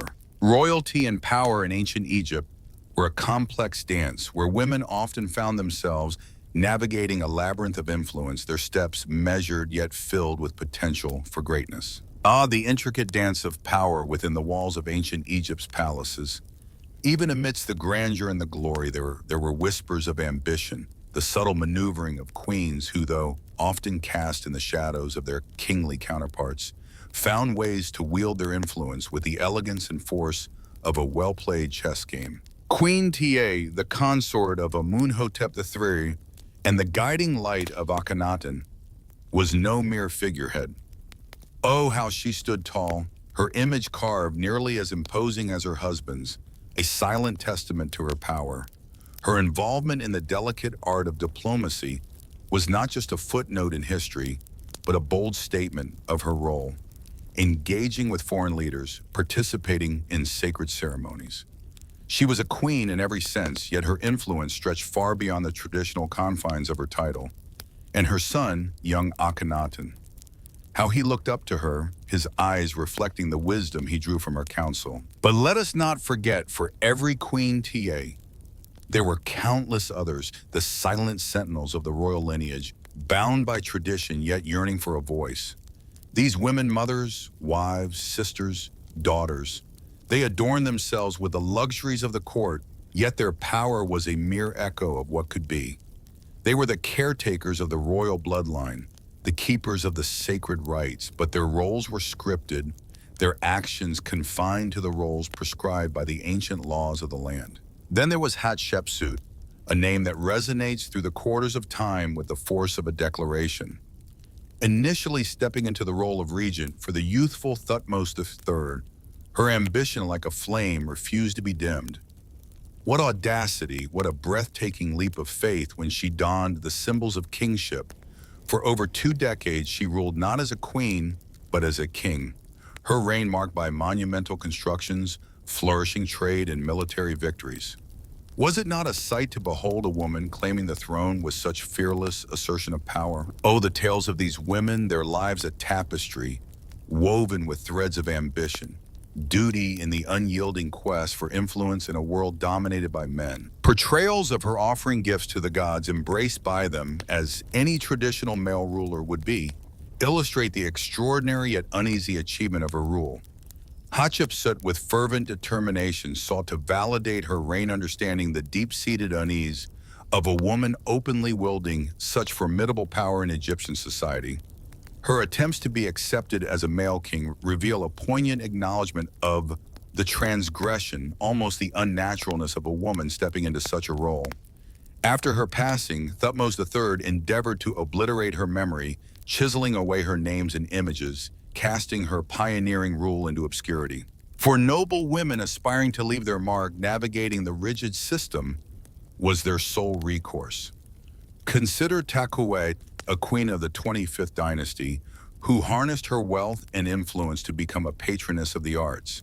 She commissioned religious texts, sponsored temples, and even oversaw the artisans as they adorned her exquisite tomb. She maximized the opportunities afforded by her elite status, though always under the looming shadow of the Pharaoh. The grand civilization of ancient Egypt both celebrated and confined its women. Majestic statues and vibrant paintings depicted the divine feminine in all its glory, yet these stood in sharp relief against the constrained roles women were permitted in earthly life. No amount of gold or lapis lazuli could mask the stark reality. Even the most exalted women remained subordinate within the unforgiving hierarchy of the desert kingdom. The sands of Egypt have shifted, the monumental structures have crumbled, and the gods have fallen silent. Yet if one listens with an open heart, the faint whispers of the women who lived, loved, and aspired can still be heard. Their dreams, their struggles echo through the ages, a testament to the enduring spirit of those who dared to challenge the boundaries of their time. Beneath the rustling palms and towering pylons, we find Nefertiti, her eyes dark with coal shimmering in the intense heat. Hatshepsut, with regal defiance, dons the double crown, a beacon of female authority. Meanwhile, countless mothers, their cries piercing the veil of time, endure the raw agony of childbirth. Their voices, a gentle whisper, now resonate through millennia, a poignant testament to the trials of womanhood in a world that seldom yields. As we conclude our journey tonight, I hope you felt the depth of the complex tapestry that was life for women in ancient Egypt. There is always more to unearth about these incredible figures who, despite the relentless flow of the Nile, carved their names into history. Did you see them in your mind's eye, those queens who once reigned beneath the lush fronds and gleaming pyramids? Thank you for joining me on this voyage to the past. If our exploration has stirred your soul or soothed your mind, please share your thoughts in the comments below. Give this video a like and consider subscribing. Let's continue to unravel the stories of the past together. Until next time, may your dreams be filled with the gentle sway of palm leaves and the silent majesty of ancient queens. Sweet dreams, dear viewers.